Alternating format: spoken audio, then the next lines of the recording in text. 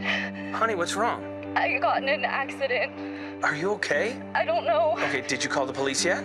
Yeah, I did. I'm gonna call an advocate and you can tell us both at the same time, okay? Hey, Sarah, your dad told me that you need help. So, is there anything that I need to do, or...? Just focus on getting better. With an advocate on your side, you're never alone. Today's the day! And look who I just met. Hey, Dad. You deserve a worry-free recovery. You deserve an advocate. I think this is a huge story. We've been talking about this for what feels like months and months with Pac-12 and Mountain West expansion.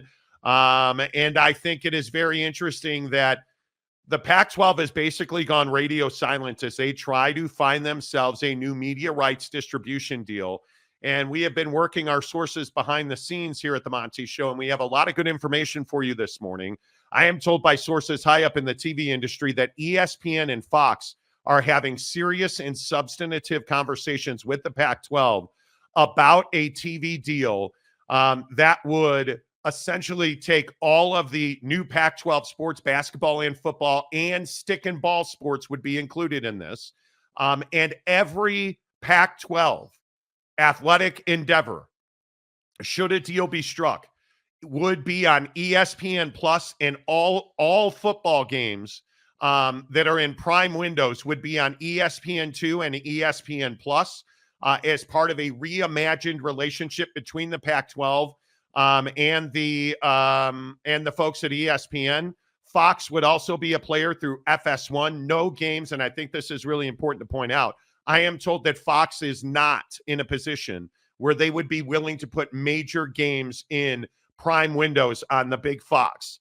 That is not what they're talking about. They are talking about FS1, ESPN2, and ESPN Plus. And if those are the main players, I think that is a very solid deal. But of course, this is going to come down to the money. And we know the relationship between the Pac-12 and ESPN has always been filled with acrimony over the fact that ESPN is not willing to pay a penny more than they have to land Pac-12 rights. The obvious advantage in this situation is that ESPN does not have to produce those games. This would be a scenario where ESPN human beings would be working the controls in the Pac-12 facilities in San Ramon, California. So all of the infrastructure that is technical, the equipment, the trucks, would be controlled by the Pac-12. The humanity side of it, the directors and producers, would be provided by ESPN and Fox. This seems like a deal that makes a lot of sense if they can come together on the numbers. I am told those numbers are between $8 and $10 million. On the high side, $10 million. I am told negotiations have never eclipsed the $10 million per school per year number that many have talked about, because there's talk out there, obviously, that the Pac-12 is looking for $15 million a year. I don't believe that they ever get close to that number. I am told, in fact, that this deal that would include ESPN and Fox is a $8 to $10 million deal. And if that is the case, Jake, I think that is a very solid deal for a G5 conference. Absolutely. And I think, obviously it's a step that the Pac-12 needs to take, to reach full legitimacy. I mean, I think if you can have a deal with ESPN and Fox, like, obviously that's what you're looking for. I think that it'd be interesting to see if, as part of this for the Pac-12's cause, if they still were interested in a streaming portion now that you would have ESPN Plus. Obviously, I would be shocked if because when you do a deal with ESPN that includes ESPN Plus and basically, you get that full package from them, you're part of that agreement is you're not going to Amazon Prime. You're not going to any other option. So to me, I look at this for the Pac-12 and I say, yeah, ESPN's a top dog in the space. If you can get it done, that's great.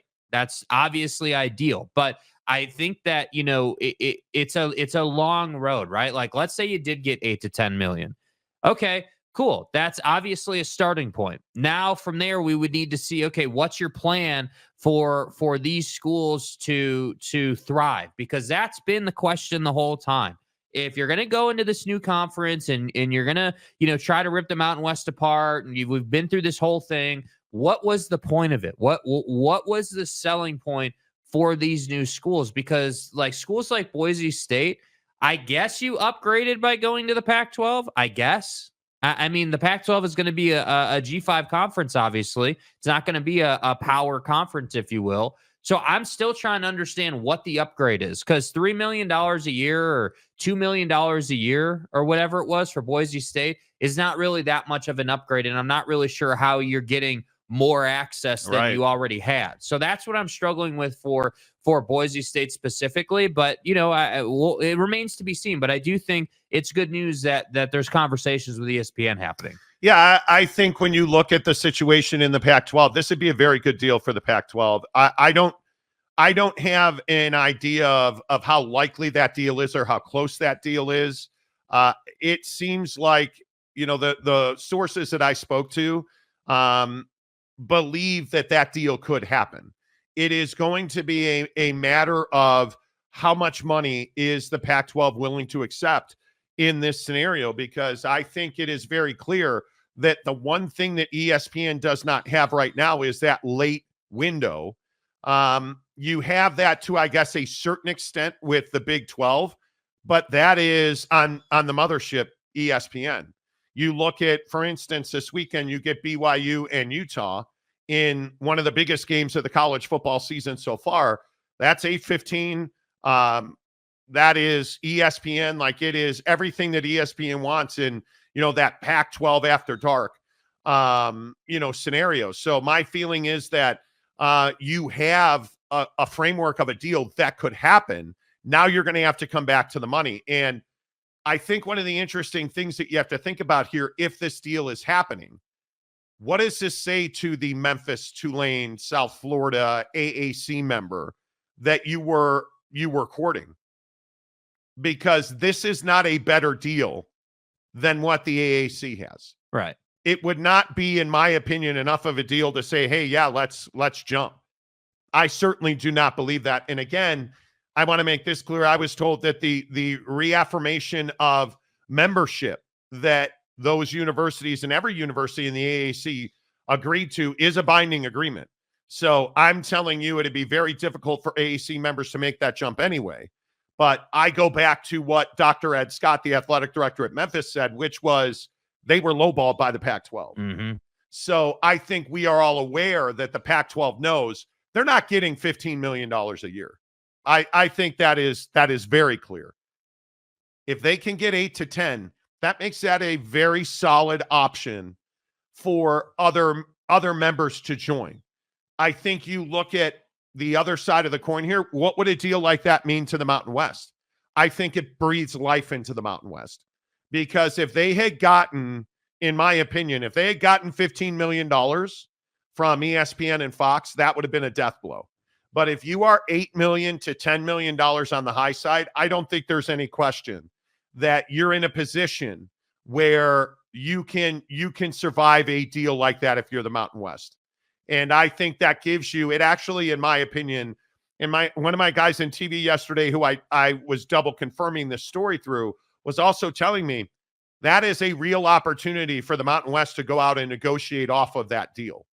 Because the Mountain West, I don't think GCU is any small ad for the Mountain West. And it was funny, we were watching this press conference and watching some of the highlights of the energy that was at GCU last night. And it was impressive. It was, if you've never been to a GCU basketball game and you have the opportunity, you should go. It is one of the most entertaining venues and atmospheres. Yeah. And I did not think that it was coincidental that Jerry Colangelo went out of his way to say that they had been at GCU talking to Gloria Nevarez for a number of years, predating her time at the Mountain West. So you may say, well, what has that got to do with anything? Well, it tells you Gloria Nevarez has long-standing relationships. She creates relationships. She's likable. People want to do business with her. And it wound up, in my opinion, saving the financial viability of the Mountain West, because GCU is going to the NCAA tournament every year in basketball. They're good at stick and ball sports. They have a really strong athletic department. Like, it's everything that you want. And I think that when you look at the welcome that Gloria Navarez got at GCU last night, I mean, you had fans with cutouts of her you had Lopes fans jumping up and down. Yeah, they showed up. There's no question about it. It's an incredible environment. Yeah. That to say, this is a very important moment in time for the Pac-12. And I think if they can land this deal, I do think it's a game changer. Yeah, I mean, it definitely breathes life into the conference. No question about it. I think it would be a solid deal. I think Pac-12 fan will probably tell you, oh, this is an incredible deal, amazing. I don't agree with that. I think that it's a solid deal. It's a deal that you need to get done to solidify your conference and your conference's future, obviously. So 8 to 10 a year is a really nice number for a conference of that stature and of that level. Yep. And the question will be, how much viewership can that conference pull in that type of TV setup? Because again, if you're on ESPN2, I can tell you right now, and I think this does matter in today's viewership age, on YouTube TV, it'll just automatically pop up. If you're watching YouTube TV on a Saturday afternoon or whatever, and there's Boise State game on, Pac-12 Boise State game on, that will pop up based on your viewership habits. YouTube TV tracks that. They know what you like to watch, so they're going to show you programming that fits into what you've been watching most of the time. So for me, on the homepage of YouTube TV, I get the 4-box multi-view of the college football games that are going on.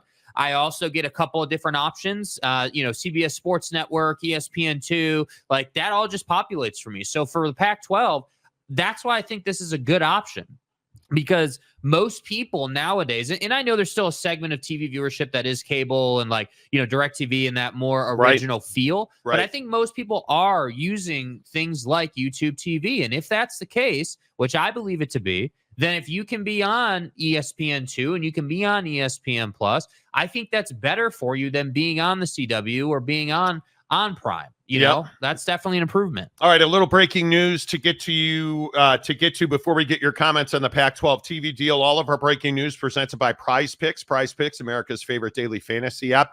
Download the Prize Picks app. Use the promo code Monty, M-O-N-T-Y, Monty. You deposit $5 in a new Prize Picks account, they'll give you 50 more.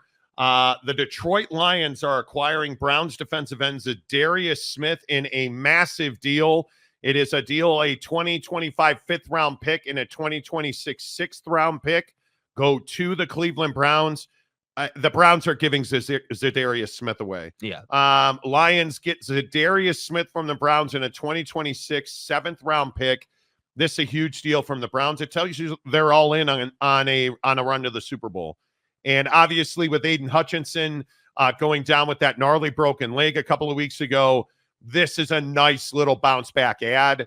I think Zadarius Smith has a lot to offer. He has a lot left in the tank. I think he's one of the elite pass rushers in this league. Jake, I love this move for the Detroit Lions. 100%. And I think that, one of the big things that the Lions have struggled with in postseason football is getting to the quarterback. One of their biggest problems last year was, hey, we would get ahead and then the lead would fizzle because we couldn't get pressure on the quarterback and we had to essentially play big plays. We had to give up those big plays because the quarterback had time. And even if we were playing, our dime or nickel package where we have extra DBs on the field, that's still not good enough because quarterbacks in the NFL are so good. So I think this move tells you how serious the Lions are. And I do think that it's a tip of the cap to Dan Campbell and that staff, because those guys have that team going.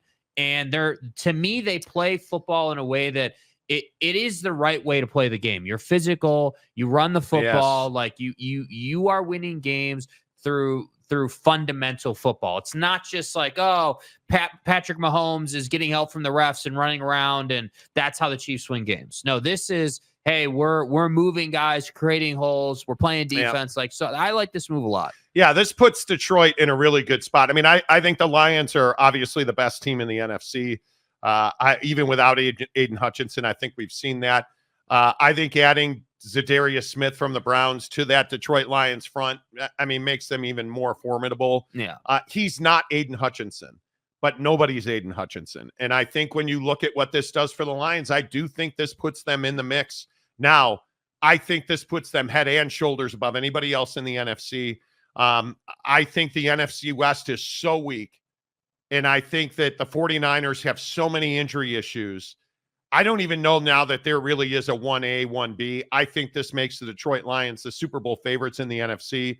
And I would think that this pits us to, who will the Lions face? And it's the Ravens or the Chiefs, as we've talked about for the last several weeks on the show. So this is a really good deal for the Detroit Lions.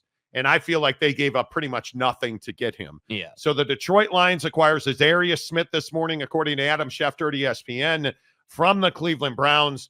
Big pickup. We'll talk about that as the week goes on. But let's get your reaction in here to the Pac-12. Our sources are telling us that ESPN and Fox are back at the table with the Pac-12 in a deal that essentially gives the Pac-12 the ability to go out and expand further. It's going to be a real question as to where they go to do that. I think you're already seeing a lot of FCS level teams opting out because of the money that is involved in the NIL settlement. And I think we talked about it last week with the elimination of Olympic sports, like who really wants to compete.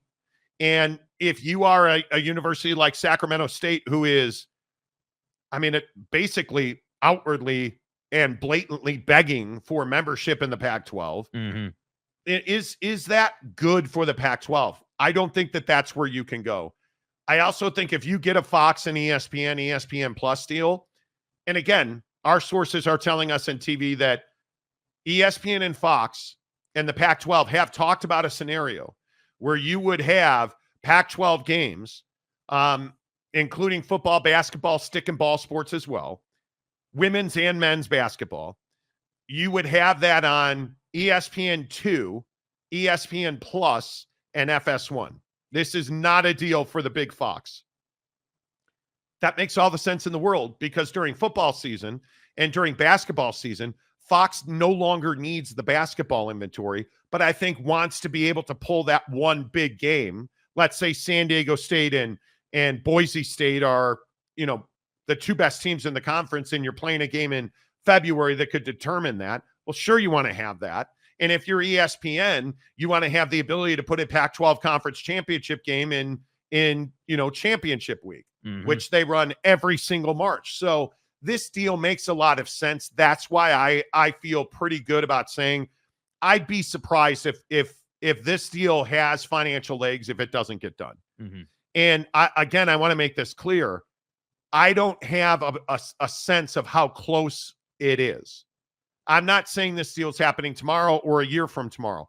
I don't have a sense to timeline on this, but I think it is very interesting that ESPN Plus, and FS1 are back at the table with the Pac-12. That tells me the other thing I think is really important here. That tells me that the Pac-12 is willing to give in a little bit, if you will, is willing to be pliable in negotiations because they were not at all pliable previously in negotiations. Yeah. Back in that, hey, we want $50 million per school. We value Klyavkov ourselves the disaster. same thing as the SEC. Exactly right. So this tells me maybe is this a sign that the Pac-12 is bending and changing their ways a little bit? Well, I think what it's a sign of is that, but I think if we go one step deeper, I think it's a sign that, the Pac-12 and its leadership, Teresa Gould and company, they recognize that this is something that has to happen, and for it to happen, they're going to have to acquiesce, and they're going to have to be pliable, and they're going to have to be, they're going to have to come to the table and meet in the middle. And I think that's the hard part. And I think, maybe this is a thing it's kind of like a lesson learned based on what happened last time. The reason you're here is because you weren't pliable last time. So your conference melted down and you couldn't provide value to your member institutions. So now they're in the Big 10 and the Big 12. I mean, maybe that's what this is. Maybe it's just, hey, we know this needs to happen. We'd rather be on ESPN on a slightly smaller deal than maybe more money, but on the CW.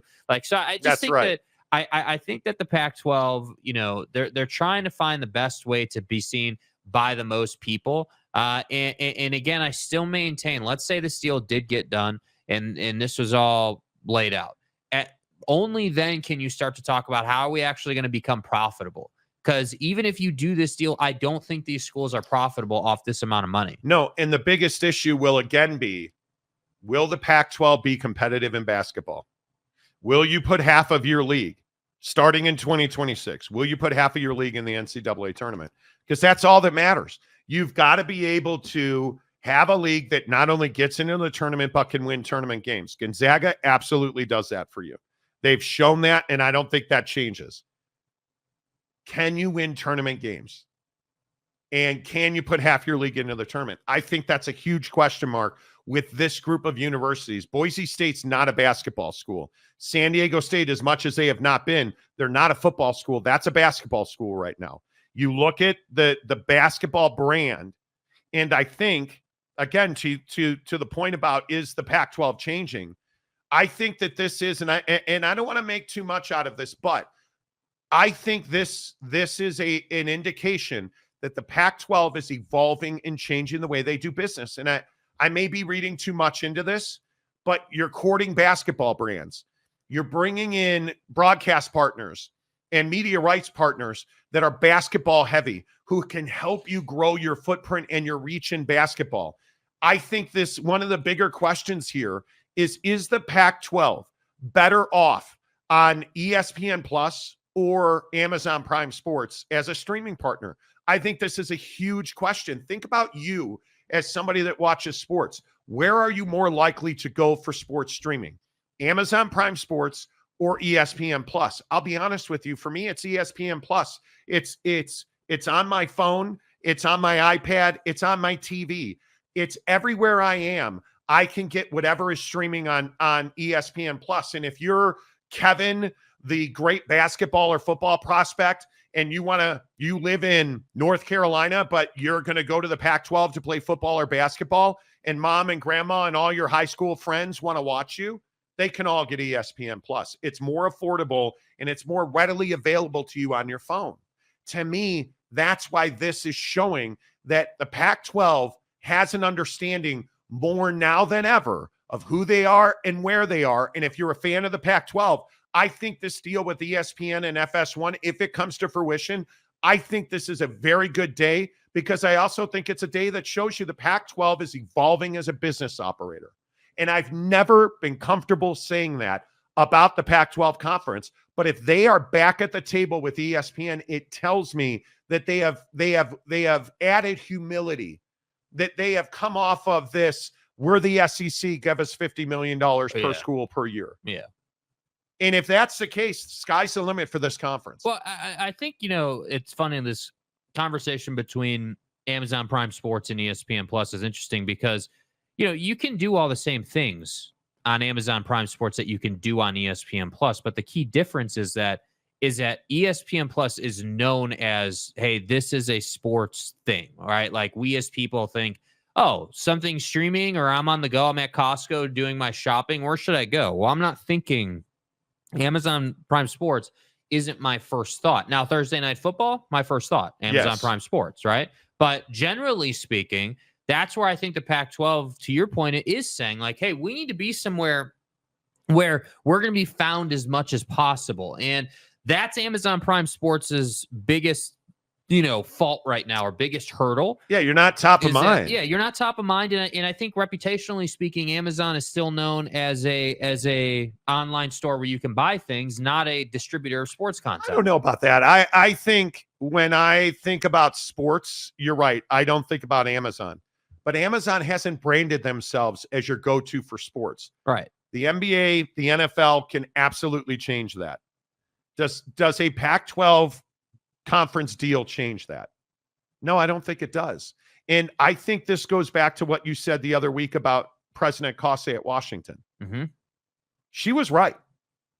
As much heat as that lady took for saying, and our sources had told us that she was the one leading the line, saying she was uncomfortable with more than half of the inventory being on Amazon Prime Sports or streaming outside of ESPN Plus. I think she was absolutely right.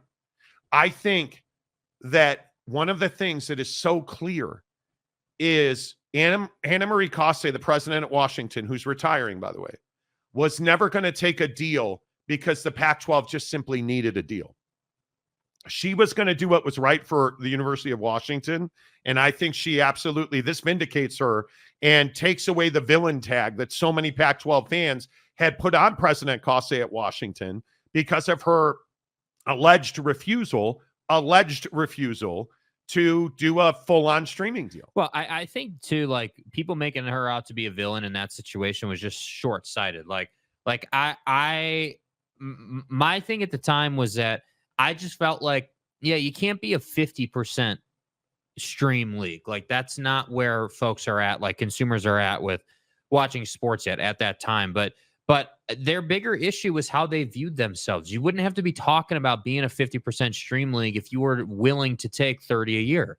And that was more of the issue. So, I don't know. And I don't think anybody really knows what any of those folks in the Pac-12 really felt like they were worth. I think that their biggest problem was they hired a bad commissioner who was in way over his head and thought, well, if we say we're worth something, we're worth it. And that's just not true in any scenario in life. That's why marketing guys aren't great negotiators. Yeah. Like, you just want to say, it's the truth. Like, literally, it might as well be a car sale, right? Like, oh, hey, I'm marketing guy or I'm sales guy on the lot, and my marketing guy told me this is worth 80 G's and it's really only worth 50. Like, you can't do that. You can't just say you're worth something and then be shocked when ESPN doesn't want to pay you 50 a year. Like, you're not worth what you say you're worth. You're worth what somebody's willing to pay you. Yeah. And so it's the bottom line. So I think this point that you're making about, hey, like, the Pac-12 in short is kind of coming to their senses a little bit, is kind of coming to the middle, is kind of acquiescing. Like,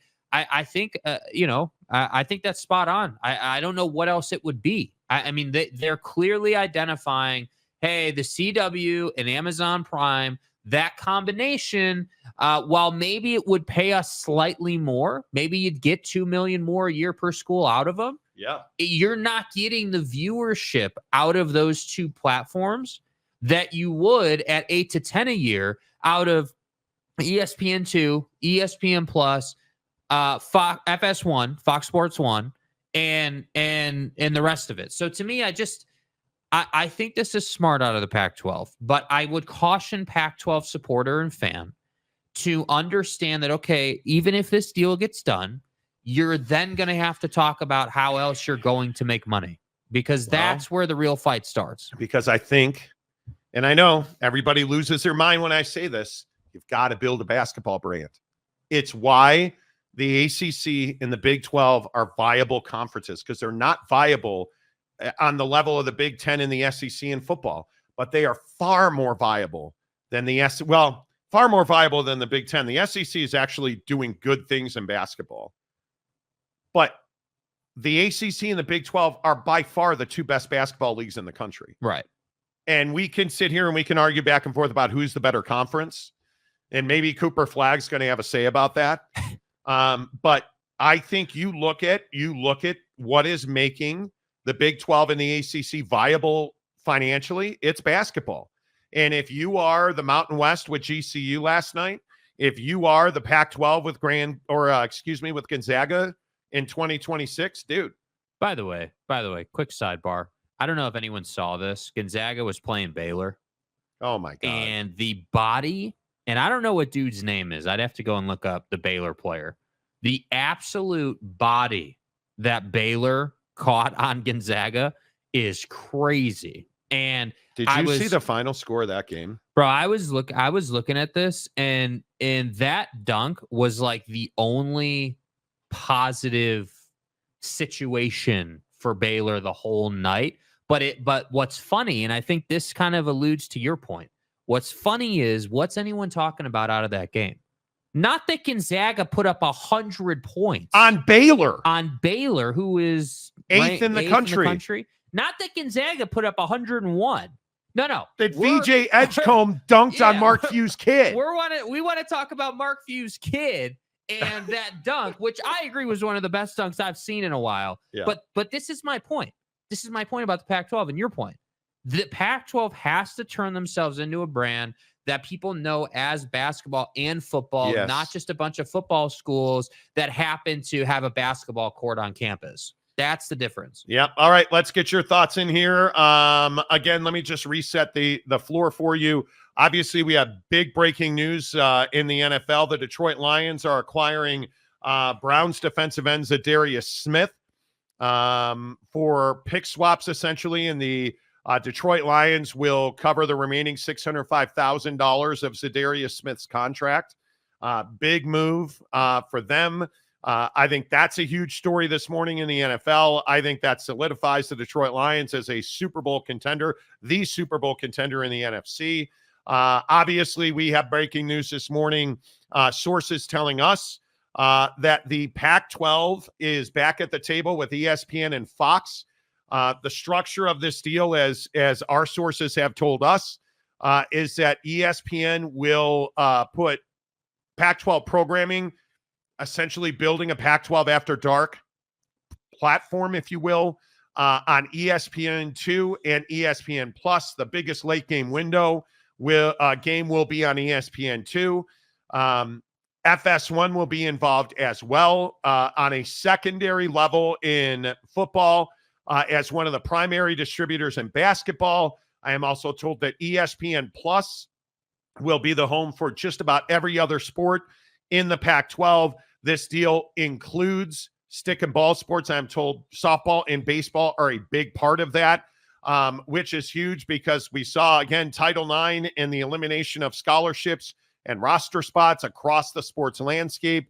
It'll be interesting to see if this deal does come to fruition, how that is impacted, because I'm also told that ESPN has been advocating for more universities and conferences to put more content on ESPN Plus to make those secondary sports more viable. That ESPN and Disney have been a leader in championing secondary sports, including women's sports. I think ESPN is playing a very central role in trying to prop up the secondary sports in college athletics. And I think it is absolutely necessary. But make no mistake about it, if this deal comes to fruition, you are going to see the biggest games in Pac-12 football on ESPN2 and FS1. You're going to see the biggest Pac-12 basketball games on FS1 and ESPN Plus, because don't forget that FS1 has the lion's share of the Big 12 basketball deal. ESPN has the secondary shares of that, but they also have a lot of inventory on ESPN Plus. This deal makes a lot of sense. We are not certain to timeline, but we are told that this is an $8 to $10 million per school per year deal. It's a really good deal for the Pac-12. Your thoughts on that and Zadarius Smith? Let's see who's first in this morning. DK for $5. Yeah, DK. Hey! It seems to me that the Pac-12 is negotiating on the false notion of being a power conference, and they're not. Well, I think, DK, this is a very interesting question. Because are you going to ESPN asking for $50 million a year per school? You're not. And I think the arrogance, and pick the adjective, the bravado, the arrogance, the narcissistic personality it would take to ask for $50 million a year. I do believe that there were some fall guys in the Pac-12 and they are no longer there. Certainly. Whether that be presidents, whether that be commissioners. I think that stubbornness in the lack of willingness to come off of your $50 million, that mentality is no longer there. And I maintain, now the proof is going to be in a deal getting done. I maintain that this signals, along with the Gonzaga signing, this signals a different day and a different way of doing business in the Pac-12. And what this also tells me is that Scott Barnes' voice is much louder than anybody wants to admit, because these are savvy, practical business decisions, and that's not what we've ever seen from the leadership of the Pac-12, which is not different. Teresa Gould is not a different commissioner. She may have the title. She's been there since almost the founding of this conference. Yeah. Business had not been different. It has a lot of shades of, hey, Teresa Gould is the commissioner in the face, and she's the one that's going to do like the interviews, and she's the one that's going to go on broadcasts and do spots, and she's going to basically handle that public facing messaging, if you will, as commissioner. But I would agree that this does have Scott Barnes' fingerprints all over it. I mean, you look at how he handled the Oregon State program before the Pac-12 melted down and the progress they were making. Obviously, all the progress they made with Reeser and just the direction Oregon State was going before the Pac-12 meltdown happened. And this same sort of, philosophy, I guess, is coming through in this conversation. I can't stress enough that it's, yes, Teresa Gould is the old guard, but if it was the old guard still doing old guard things, we wouldn't be sitting here talking about an $8 to $10 million a year situation with ESPN and Fox. More breaking news out of the NFL. Today is trade deadline day in the NFL. How many things is today? Today is the first day of the college football playoff rankings. Today is election day. Today is NFL deadline day. The Chicago Bears have traded running back Khalil Herbert to the Bengals for a 7th round pick. Herbert wasn't playing. Yeah. He wasn't getting reps. But the Bengals need a running back. What does this do for you? It doesn't do much. It saves you some money. Obviously, not a lot. It's a smaller deal. But I think that we're starting to see some deals come through the pipeline. I think Micah Parsons is a name I'd be watching because there is a lot of smoke around Micah Parsons being traded today. And obviously, he can be an unrestricted free agent. He is somebody that is up for a contract with the Cowboys. The Cowboys don't have a lot of cap space now. They do not have a lot of winning doing now or anytime in the future. And I think it was a really interesting point yesterday. And I haven't said this out loud very often in my entire life. Colin Cowherd made a really interesting point yesterday. Is Jerry Jones willing to do what needs to be done to fix the Cowboys in the next 5 years? Because if Jerry keeps jerrying, if Jerry Jones keeps being Jerry Jones, they're going to be bad, not just for this year, but for the next 5 years. Because you are locked to Dak Prescott and CeeDee Lamb. And those aren't the worst guys to be locked to from a talent perspective. The problem is you have very little flexibility coming up because of the money that you owe to those two. Micah Parsons deal, bad money spent on this roster. Keep in your mind, the Dallas Cowboys, if they're going to win next year or in the future, in the next 5 years, they better make deals today. Right. Yeah. Don't get this twisted. And we have a power hour of NFL coming up for you here on the show. I am telling you now that if the Dallas Cowboys don't make trades today, they're going to be bad for 3 to 5 years because it is very difficult to make big money deals around the draft, which is the only other time that you generally will see big names get moved. In this league where you're seeing a lot of guys get bad contracts, there are very few Saquon Barkley deals that work out for both sides. And I think you're seeing the Dallas Cowboys trying not to get into that situation. Right. Because I think they're very worried if they trade Micah Parsons. And because it'll be to the AFC. They will not trade him in the NFC, in my opinion. If they trade him and he ends up in Buffalo, which is a place a lot of people have talked about, and Buffalo goes on to win a Super Bowl, Jerry Jones does not want to deal with that. He does not want to deal with that. I think he'd damn well rather trade him to the Miami Dolphins. I think he'd much rather trade Micah Parsons to a non-contending team. But why would a non-contending team do that? Yeah, that's they the wouldn't. problem. Yeah, but I still see even the Buffalo Bills thing. I still think it's rich to say that Buffalo's a Super Bowl contender. They haven't shown us that. They've shown us they're an AFC championship You contender. put Micah Parsons with Sean McDermott, and I think they're a Super Bowl contender. Because look at how successful Von Miller's been there. Dad, Honey, what's wrong? I got in an accident. Are you okay? I don't know. Okay, did you call the police yet? Yeah, I did. I'm going to call an advocate, and you can tell us both at the same time, okay? Hey, Sarah, your dad told me that you need help. So, is there anything that I need to do? Or... Just focus on getting better. With an advocate on your side, you're never alone. Today's the day. And look who I just met. Hey, Dad. You deserve a worry-free recovery. You deserve an advocate. Let's get you the very latest on the Pac-12 TV situation. How much does the Pac-12 need to get per school on an annual basis. We have done a lot of homework on this over the last couple of days. Remember, we told you yesterday in a Monty Show exclusive that the Pac-12 is in fact back at the table with ESPN and Fox Sports in a deal that would largely be centered around ESPN2 and FS1, as well as heavily streamed on ESPN+. A lot of the basketball would live on Fox Sports. Most of the football would live on the ESPN family of networks. But what is that deal worth? A lot of Pac-12 fans in the comments section yesterday get heated when I say I haven't been able to find anybody who believes that deal eclipses $10 million a year. And I can confirm that through multiple sources, well-placed television sources yesterday telling me it would, quote, be a Hail Mary if the Pac-12 is able to get more than $10 million a year per school. And you're looking at a deal, and remember, we go back 18 months. What did I tell you? That their media rights deal with that ESPN and Fox deal was at the time when they still had all of their membership. $90 million a year was the number. That was the hard stop that ESPN was putting on the Pac-12. That number has not changed, because the thing that was explained to me yesterday, and I think it is a really salient point, ESPN has all the brands they need.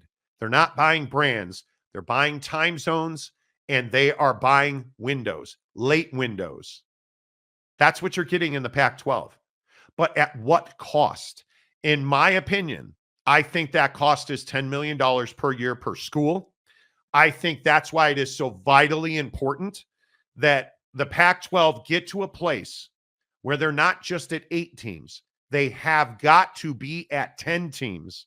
And eventually, they've got to be at 12 teams. But as soon as they possibly can, they are going to have to get to 10 teams. I was also told by a well-placed source that they have an understanding in their TV negotiations, because I think it's also important to note they are not only talking to ESPN and Fox. They are also still in conversations with the CW, I am told. They have also had conversations with CBS Sports. Those conversations did not yield the assets that ESPN and secondarily Fox Sports is bringing to bear, mainly in everybody's pocket, on everybody's phone with ESPN Plus. The streaming part of that is significant. So that's why we're hearing now that ESPN and Fox Sports is the most likely destination for the Pac-12. But one of the things that's so interesting is the conversations the Pac-12 is having with their potential TV partners about who they are targeting in expansion. And I am told very clearly and plainly that ESPN and Fox are on board if the Pac-12 is able to make an agreement with Sacramento State. I talked to a lot of people, both at Sac State and around Sacramento yesterday, who all are telling me their boosters, their donors, their faculty and staff, their infrastructure at Sac State is all in on getting to the Pac-12. It's what they are angling for. And a lot of it is that Sac State wants to be a dual threat in football and in basketball. And Jake, if you're Sacramento State, I do believe that the Pac-12 is a home run. Yeah, for Sacramento State, it makes a lot of sense. You know, you're upgrading your situation. Obviously, you know, it's everything you would want in an athletic program, right? You're leveling up. You're going from FCS to FBS. Like, you're getting into a better conference, a better situation. You know, and I'm sure there will be some challenges with that for Sac State, but ultimately that's the goal. You're trying to improve your situation. And so, you know, I think for the Pac-12, you know, Sac State is a nice story. You know, obviously, you know, it's not a team it's not like a power team coming to your conference or anything, but if it helps you get a deal with ESPN and Fox, that's obviously what you need to happen. And I think this is the most important part of the conversation for the Pac-12 is that this TV deal, you know, it's not necessarily just about the value. The value really matters. 8 to 10 is obviously what we're being told. You know, that seems to be what everyone's kind of agreed upon. But let's say that the TV deal does happen. From there, then we have to talk about, okay, well, what can you do to get in to the college football playoff more often? Because Sac State's not getting into the college football playoff with regularity. Sorry to break it to you. And I look at the college football playoff picture today, as we've talked so much about it on the show, and I sit here and say, yeah, you know, the picture we have today, is pretty indicative of what it's going to be for the Pac-12 down the road, assuming that the college football playoff is still a thing 5 years from now and we don't have a super league and that whole conversation doesn't happen. But the Sac State thing is great. It's a nice story. If it helps you get the TV deal, that's awesome. And I'm happy for the Pac-12. But the larger picture conversation for schools like Boise State and several others who join this conference is, how are we going to go about making more money? Because again, you're not getting away from the point that these schools now are being tasked with, okay, we joined a new conference. We're working on this TV deal. Let's call it $10 million a year we're getting from the TV deal. Now what? Now, how do we get into the tournament every single year? How do we go to at least a bowl game every year and get shares out of the bowl game? Like, these are all questions that I think athletic departments and football programs and basketball teams have to ask, because that's how you're going to survive. That's what makes the whole situation better for these schools. Yeah, and I think the couple other details out of conversations I had with sources yesterday include, what is the distribution percentage and what is that agreement like with somebody like a Boise State? Because I think one of the things that was so clear, Boise State ran the finances in the Mountain West. They were getting an unequal share. That was to try and placate them. Is that same deal in place with new membership in the Pac-12? Because if you go to, let's say, 10 and you get $90 million, now that lawsuit with the Mountain West becomes pivotal, because you have to find a way to stipend Boise State, which is what you allegedly promised them to leave the Mountain West. I think that is a very key part of this conversation. And you look at how this money is allocated in different conferences, and you look at the unequal revenue distribution, you look at the Mountain West model or the AAC model, you're paying your biggest brands more money. You're giving a full share to Gonzaga already to join the conference. Had to do it. Great move. What is your promise? What is your handshake agreement with Boise State? And how much of that money are they getting? And if you lose that lawsuit against the Mountain West, or it is dismissed, which, again, yesterday, multiple people told me yesterday they don't believe that the Pac-12 has a leg to stand on in their and really it comes down to a commerce, unfair commerce. This idea that, hey, it's unfair to charge exiting members a fee and then charge us a fee for poaching. Most people believe, hey, you sign that contract knowingly and without duress, you're not going to be able to get out of that. Can you negotiate the Mountain West down? Well, the Mountain West has not shown the willingness or the want to do that. Or the need. Well, but how much in legal fees, and what is the tipping point in legal fees? Because that's really what this is going to come down to. What is the appetite of the Pac-12 to continue to throw bad money after bad money in a position where they know they're just trying to negotiate? Because nobody believes the Pac-12 wants us to go to a judge, because that's a bad outcome. That is a bad outcome for the Pac-12 if this antitrust, anti-interstate commerce suit essentially goes in front of a judge. The Pac-12's percentages are not high. And I think that's a really important part of this conversation, because if the Pac-12 is able to leverage ESPN for a $10 million per school deal, I think you're going to have to give Boise State and probably San Diego State an unequal share of that. And I also think that's why these next two seasons of basketball are critically important. If you are Boise State and San Diego State and Gonzaga and all of these new members, you have to continue to win, because you have to recruit basketball at a high level, because those tournament shares early in the life of this new Pac-12 are really incredibly important to pay the light bill. It is really important that you put multiple teams into the NCAA tournament. I think it is not, I don't even think it is an option to just have Gonzaga. You need San Diego State to continue their trajectory in basketball, in my opinion. Totally it's got to happen. One other thing, I also had a conversation with a guy about Utah State. What value does Utah State bring to the Pac-12? I think the entirety of their value is that they're a full share member and they play football. It is still head scratching to many and this has been a hot button issue on this show the last couple of months. Who would the Pac-12 add? And when they added Utah State, it took a lot of people by surprise because of the lawsuits, because it involves the DOJ, because it involves Title IX. A lot of people were surprised by that. And I was asked very pointedly, well, what value did Utah State bring to the Pac-12? Yeah, I don't know either. Mm-hmm. I don't know either, other than that they are a full share member that plays football. Yeah, I think that's it. I mean, I think at the time when Utah State was sort of in the middle of the conversation, like that's all it was. It wasn't like, oh, Utah State's like some juggernaut of a athletic department. It's more like, hey, like, yeah, they play both, full share. You know, we need them to kind of solidify some things. Yeah. Like that's what that was. And I think that's why the willingness to bring him in, even with all the issues, was there, because the Pac-12 had a need. And I can't emphasize this enough. And people are forgetting about this entirely, in my opinion. You're making deals right now based on the fact that you need money. It's based on the fact that you have to do X so that you can survive. So adding Utah State, could that come back to get you? Maybe. Will there be some pain as part of that process? Probably. But you had to do that, you know? Does the unequal revenue sharing with Boise State come back to cause problems?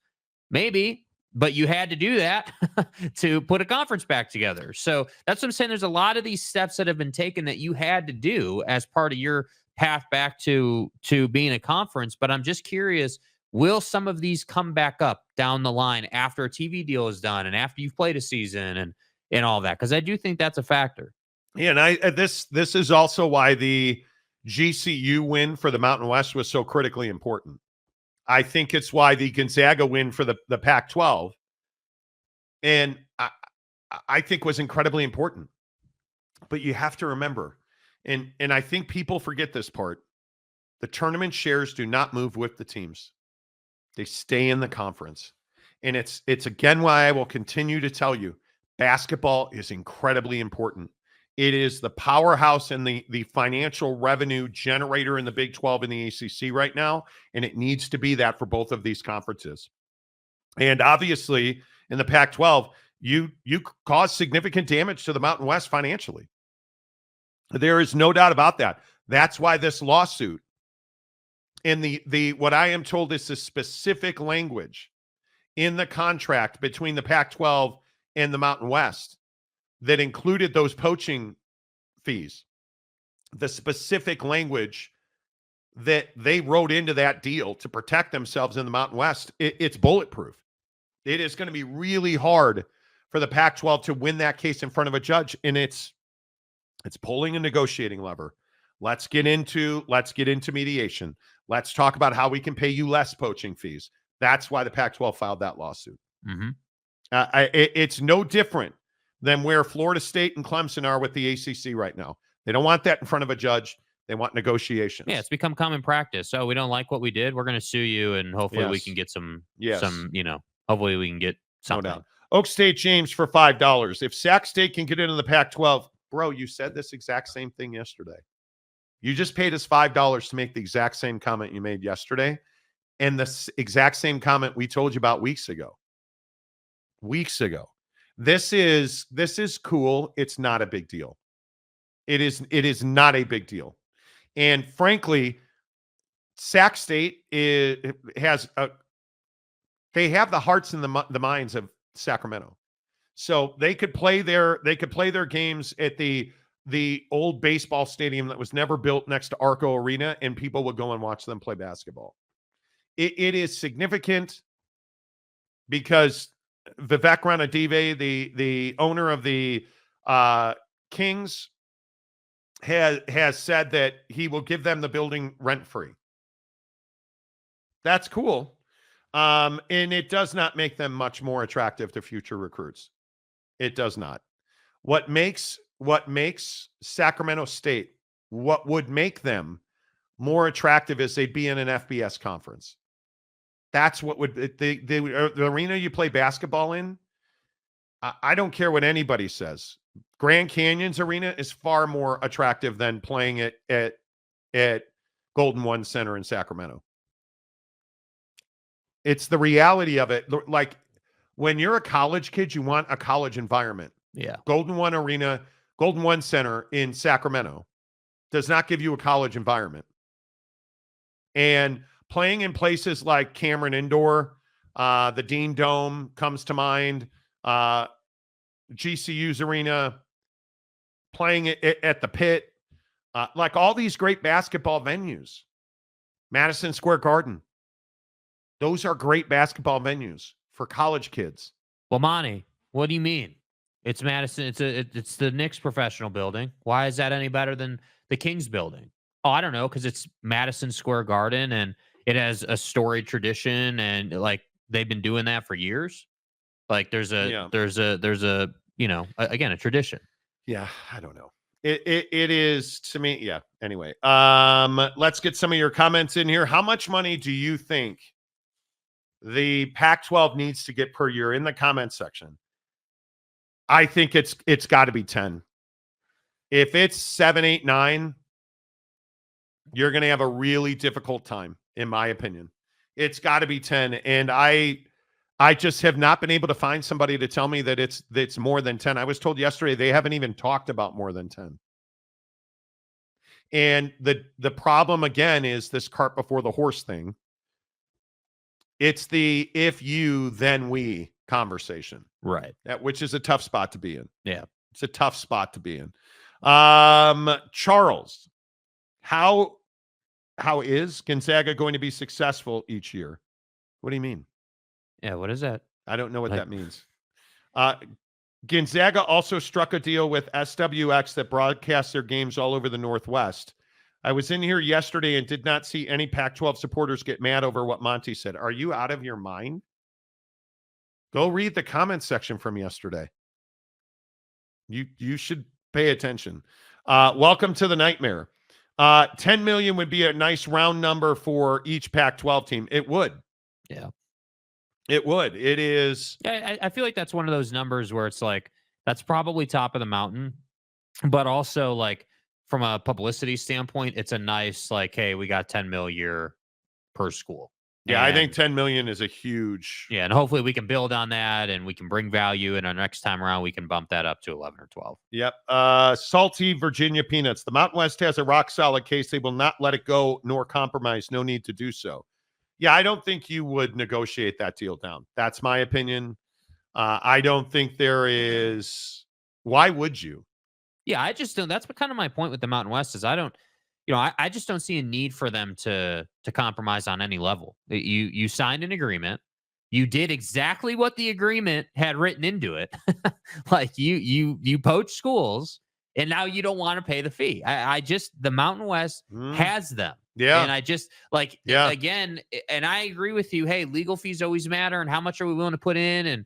But when you have the hammer of, hey, if we go to a judge, you're going to lose. There's no need to compromise. There's no need to cut them a break or do any of that. I would not compromise on any level if I was Mountain West. Wasikowski paid us $5 to get his comment filtered. What did you say in that comment? Like I go to read your paid comment and it's filtered. What did you? You either said something dumb or you used a bunch of emojis, or knowing you, probably both.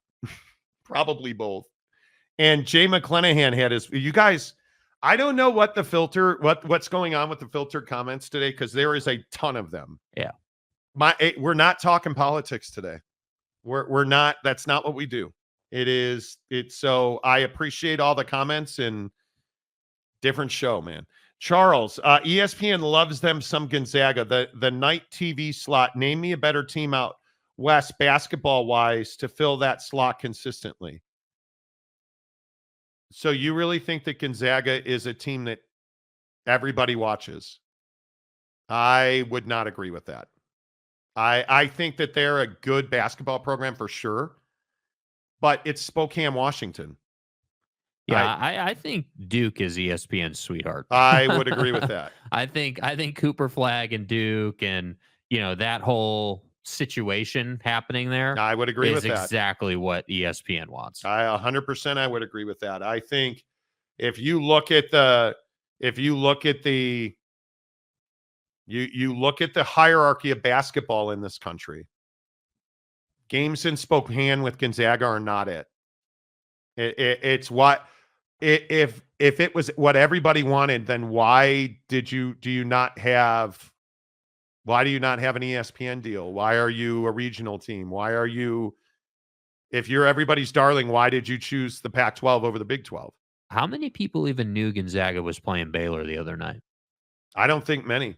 And by the way, if ESPN loves Gonzaga so much, why has the posterization of Mark Few's kid been all over ESPN? Why is the question to Mark Few about, hey, well, you know, your kid and posterize, and like, Gonzaga's a brand in basketball, but make no mistake about it, Duke's paying the bills. UNC's paying the bills. Yeah. Like, that's just the reality of the situation. Plus, the Mountain West commissioner is savvy and badass. I'll bet she's pissed. I would think so. And and I know, again, if you go and read our comments section, people get so upset when I say this is business as usual. Poaching teams out of Mountain West, while I understand it, it's business as usual for the Pac-12. It's not, it's what they've always done. And you look at the GCU relationship, and I don't think that it was accidental that you have the president at GCU talking about how they have a long, or Jerry Colangelo actually said, yeah, they've had a long relationship. And I meant to get the sound that President Mueller at GCU crushed it in this press conference the other night. Like, I'm telling you now, Gloria Nevarez is well-liked. She's respected, and she's a savvy business person. Which matters when you're talking about expansion. Yeah. The Mountain West has the pack by the fuzzy balls when it comes to the contractual obligations with the poaching fees. I wouldn't back down from having them pay full price. I don't know. Why would you? Yeah. Why would you? I don't know why you would. Honestly, I don't know why you would. And again, this is kind of my point about the Pac-12's plight in life right now. Like, I don't agree, like, morally with poaching teams at other conferences, the way they went about it. But we also can't skip over the fact that that's what you had to do to rebuild your conference. Yeah. Like you were never going to go to Gloria Nevarez and have her say, yeah, sure, you go ahead and take our best brands. No problem. Don't pay any. Like, that was never going to happen. So you had to do it. So rather than folks, because I think a lot of people think the Pac-12 is like trying to just skip out on all these obligations. They have to try to do this. They don't have a choice but to go this route. So yes, if you're the Mountain West, you're not going to compromise, but we shouldn't be sitting here expecting the Pac-12 to do something different, because this is their only path. They don't have a choice. No, I agree. I totally agree. Because one other point that I think comes up a lot on this show is, can the Pac-12 ever become a power conference again? And I think the answer is no, because so many Pac-12 fans, and yesterday in the comment section again, oh, we're getting those teams out of the AAC. I don't know that you're doing that. And even if you do get Memphis, let's say, because everybody thinks Memphis is the prize. Right. Does that make you a power conference? No. I don't think it does. And I think that's one of the reasons that Memphis, Tulane, and USF is broken ground on an on-campus stadium now. Mm-hmm. Why would they leave the AAC to join the Pac-12? And again, if it's $2 million, they're getting $8 in the AAC, and they would get, let's say they get 10 in the Pac-12. Are you doing that for $2 million? You're going to spend far more than that to be a member of that conference. It just doesn't add up to me. Yeah. It does not add up to me. Let's see. Eric says, don't even want to play a soundbite as a peace offering. A peace offering of... What are you talking about? What are you talking about? Dad, Honey, what's wrong?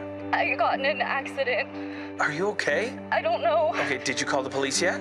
Yeah, I did. I'm going to call an advocate, and you can tell us both at the same time, okay? Hey, Sarah, your dad told me that you need help. So, is there anything that I need to do? Or... Just focus on getting better. With an advocate on your side, you're never alone. Today's the day. And look who I just met. Hey, Dad. You deserve a worry-free recovery. You deserve an advocate. Let's talk about the Pac-12 making big moves in their TV deal. We've been talking about this for several weeks. We told you exclusively on this show, and as was confirmed by the national media, the Pac-12 has been speaking to TV partners. Fox and ESPN notably are back at the table and talking to the Pac-12, who have now made a bombshell announcement yesterday that they have partnered with Octagon to finalize their TV deal and bring it in. And I think this is a huge step forward. Sources in the TV industry yesterday told me that this signals a TV deal for the Pac-12 conference is in fact close. Most people believe that it'll be ESPN and Fox and some other partner to regionalize the Pac-12 TV deal. Could very well be somebody like a CW, but there is no doubt here that the Pac-12 partnering with Octagon in a public forum, making an announcement, doing a press release, that tells you that the Pac-12 TV deal is close. And Jake, I don't think you can spin it. Yesterday was a very big day for the Pac-12. Absolutely, and I think that this move clearly signals that the TV deal is close. I think obviously Octagon has a clear track record of helping different business entities get stuff like this done, and I think that the biggest thing for the Pac-12 is just making sure that this TV deal comes in at a reasonable number. Everyone wants to say or has speculated that hey, maybe the Pac-12 is going to reach and get 12 or 13 million a year. I just don't see that happening. I think 10 is the number that we're looking at. 10 would be, a nice round number. I think that would be the top of the mountain that someone would be willing to pay you currently, per school per year. Just because of the brands you have and frankly, the brands you don't have anymore. It's not lost on people that you're going from, a power conference to basically trying to create the best G5 conference out there. And the only question that I really have about this Octagon situation is how long does it take them to get the deal done? Is this something where, we're talking about getting this done before the end of the year, and then you can start Q1 of next year going out and trying to get, the AAC schools or whatever, starting that next play, if you will, an expansion. Like that's what I think the Pac-12 kind of has to look at here. And to me, you've partnered with Octagon to go ahead and close the deal, get it done as soon as you can. That way you can go out and talk about, kind of rounding out the conference, because there's definitely still expansion that needs to happen. But there's no doubt that this is a win for the Pac-12. There's forward momentum. Absolutely. They're in a great spot. I'm really curious about, timeline. I would think that the goal would be to try to get this done, and finalized and hammered out before the year's over. That way you can start 2025 on kind of a higher, more positive note with going out and getting more schools to add to the league. Yeah, and I think Octagon has a massive track record. Octagon is an entertainment behemoth. And I think part of this, the importance of this, is perception versus reality. The overwhelming success of the ESPN, Turner, Warner Brothers Discovery Big 12 announcement, I think you had to announce this as soon as possible. And I think that's why the Pac-12 handled this perfectly, because there's no doubt that announcement from the Big 12 had an impact in the offices of the Pac-12. I'm told there was some surprise that deal came together so quickly for the Big 12.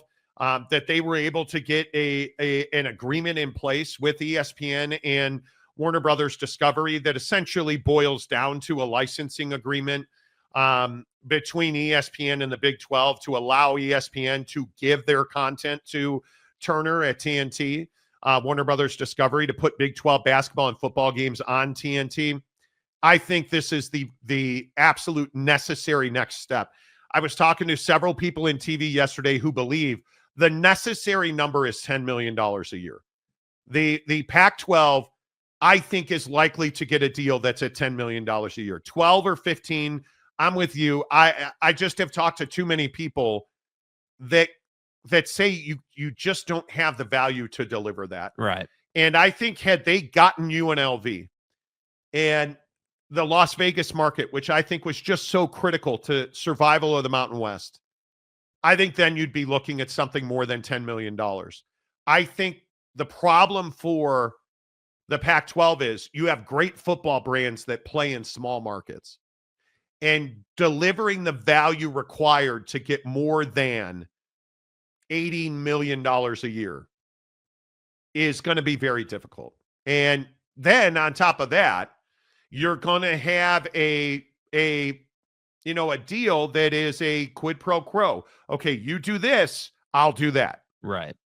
Right? That's what you're essentially saying to ESPN, to Fox, to the CW, because I think there's no question now that one of the other things that this deal with the Big 12 and ESPN does, it creates a vacuum of football streaming on the ESPN app. Well, I don't think it does, because I think it perfectly aligns with the Pac-12 deal. And they play in very much the same time zones. I was talking again to another guy on TV who's very well positioned in these situations. He said it makes all the sense in the world for ESPN to do business with the Pac-12, especially with brands like San Diego State and Boise State, because that delivers the Pacific time zone for them. It delivers the Mountain time zone for them. And I think it's critically important. I think the next step, once you get that $10 million a year deal, the next step, again, we go back to the AAC. And I cannot find somebody in the AAC or outside of it or in TV or in the know who thinks that the AAC schools are still legitimately in play for the Pac-12. Mm-hmm. Because you have commitments from all of these universities to stay in the AAC and to stay in the Mountain West.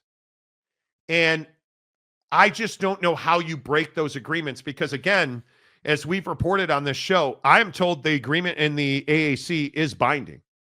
The commitment that those universities made to stay is binding. And again, I go back to what Dr. Ed Scott at Memphis said about the Pac-12. I don't know how you get away from the direct, punch in the face that this is from Ed Scott, the AD at Memphis. If y'all haven't seen the latest reports of what's going on between the Mountain West and the Pac-6, 7 right now, this is a fluid situation, right? So that's the other thing. When we talk about the decision that was made by the University of Memphis to not join the Pac, as I like to call them right now at this time, that was not a binary decision. That was not a, no, we're not ever going anywhere. That was based on the offer that was presented in front of us, that we're not taking that offer because we don't think less of ourselves. And I think that's exactly right. Yeah. You lowballed Memphis. And, the funny thing is, I was talking to a bro yesterday who said, you guys play that Ed Scott bite a lot. And we did back in the day. Listen to the first 20 seconds of this bite, and who does he talk about here? If y'all haven't seen the latest reports of what's going on between the Mountain West and the Pac-6, 7 right now, this is a fluid situation, right? So Who did he mention there? Yeah. The Mountain West and the Pac-12. And what have we talked about so much? Hey, you're not getting away from the fact that you raided the Mountain West to get this done. And that's now just you're not in lost court on and people. in litigation with the Mountain West. I'll be honest with you, we've played that 40 times, maybe 30 times. Yeah. It's so relevant. I've never noticed him mention that before. And, on top of being in court, I think then it's like, hey, you're in court, you're in litigation, you raided the Mountain West. Now you're lowballing us. We're just not interested in. But how did they get lowballed? Not only did he not say, well, they offered us too little per year. That's not what he said. He said, I don't know if you've seen the latest with the Pac-12 and the Mountain West. And then he said, and the offer wasn't enough. Mm-hmm. Why mention the Pac-12 and the Mountain West and the offer's not enough? Because you don't know that you have access to that money, because you're going to have to pay those poaching fees. Mm-hmm. And you lowballed them because you wouldn't give them a large enough part of that pie, because you don't have that to give to the AAC schools. I had never viewed it in that light. The lowball offer wasn't, we're at $7 million a year, or you're going to get $4 million a year. Well, the lowball offer was, we're not giving you any of the jackpot that we realized when the other 10 members of the conference left. Right. And why isn't that? Because it's tied up in poaching fees that you're trying to sue to get out of. And again, as I maintain, you're suing to negotiate down. Which, if we know that, you can be damn sure that he knows that. And I'll be honest with you, I should have heard him say that. I never paid attention to it until a high-ranking television official yesterday said to me, "You guys play that drop all the time. Have you not noticed him mentioning the Pac-12 and the Mountain West in litigation?" No, I hadn't noticed that. Maybe it's that Memphis draw. Maybe it's the accent. And I'm going to play the whole bite. Listen to it and ask yourself. In the first 10 seconds, he mentions the Pac 6 or 7 and the Mountain West. And then what does he say?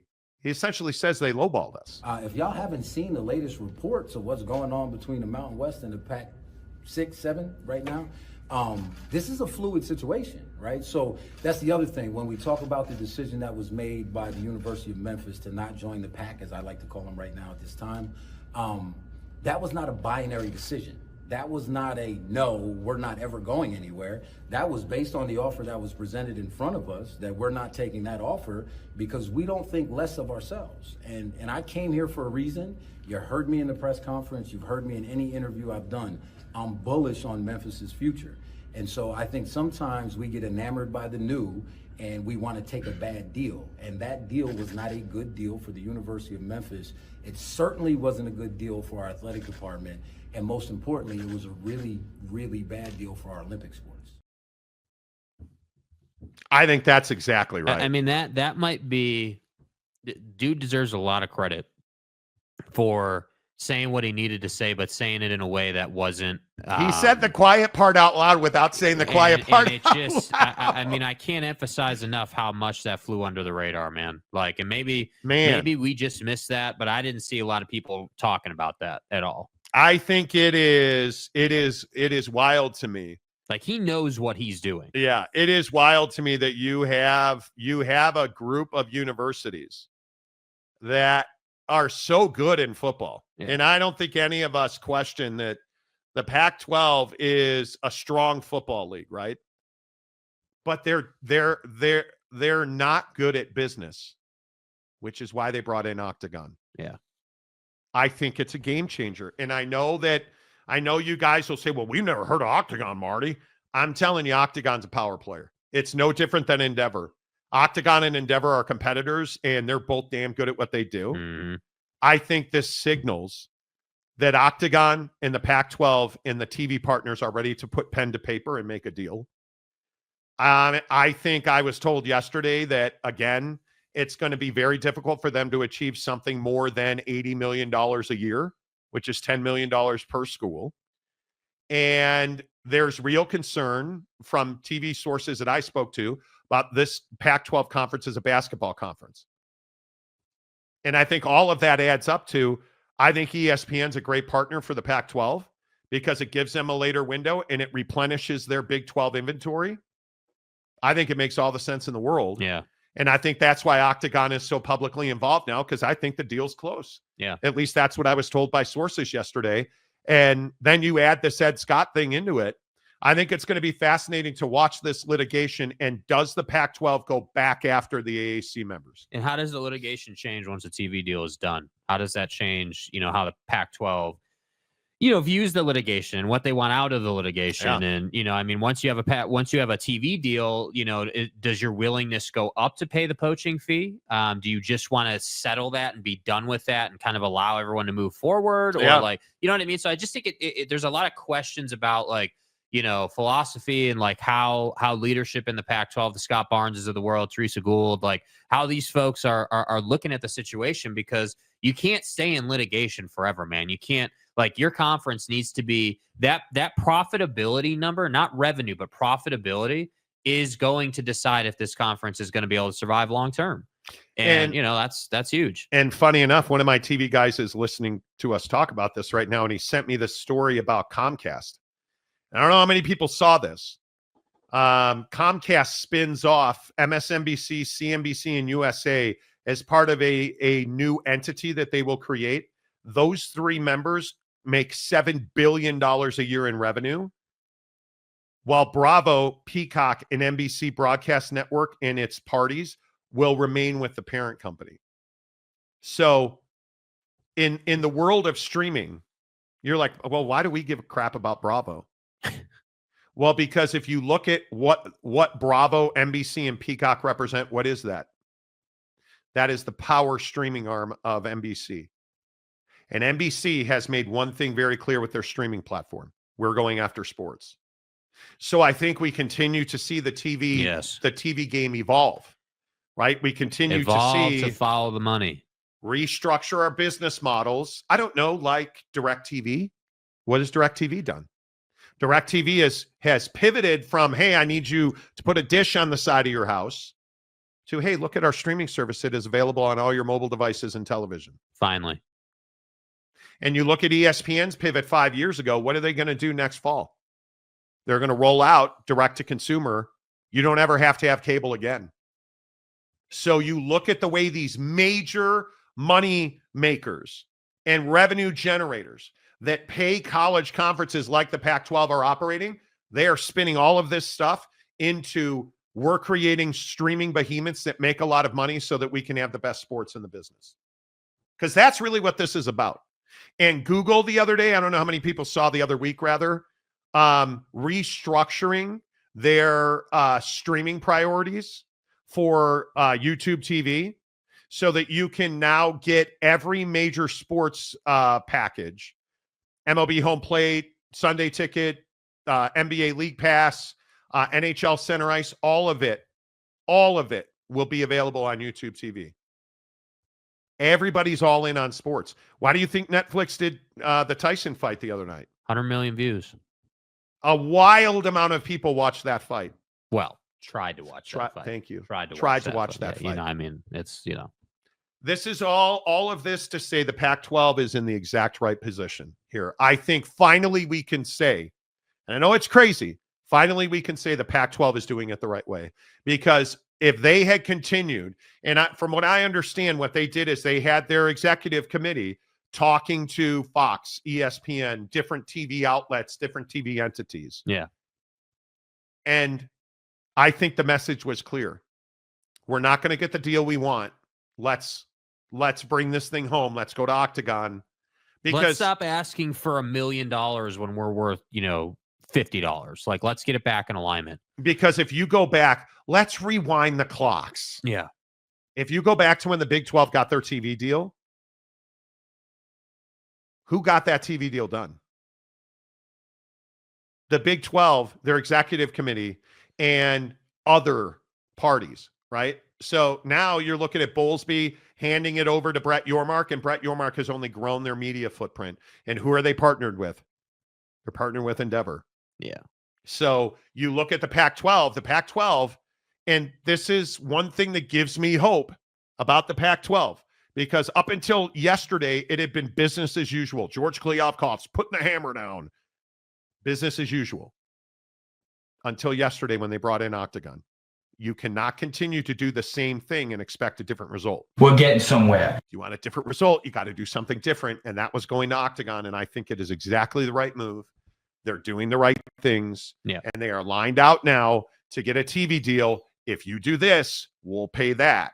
Yeah. Now you're going to have to go and get, I think probably you need to be at a minimum of 10 members. Yeah. Because what are they at right now? 9, right? 9. No. I think they're at, I'm not going to speak out of turn.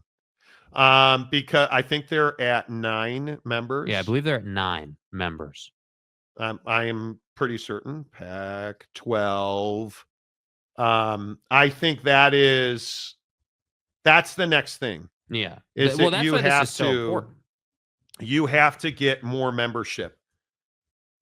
And I think it is really important that you figure out how to do that. The Pac-12 is Boise, Colorado State, Fresno State, Gonzaga, not football, Oregon State, San Diego State, Utah State, and Washington State. So it is 7 with Gonzaga as a basketball only. So you get the need deal done. You need at least, I think you need at least 3 more football members.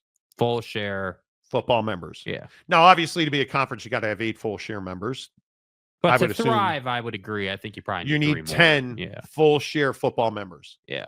And I think you need to add a St. Mary's, or that's why the Grand Canyon thing, I know Pac-12 people got all pissed when I said that. That's why the Pac-12 thing mattered. Mm-hmm. It absolutely mattered.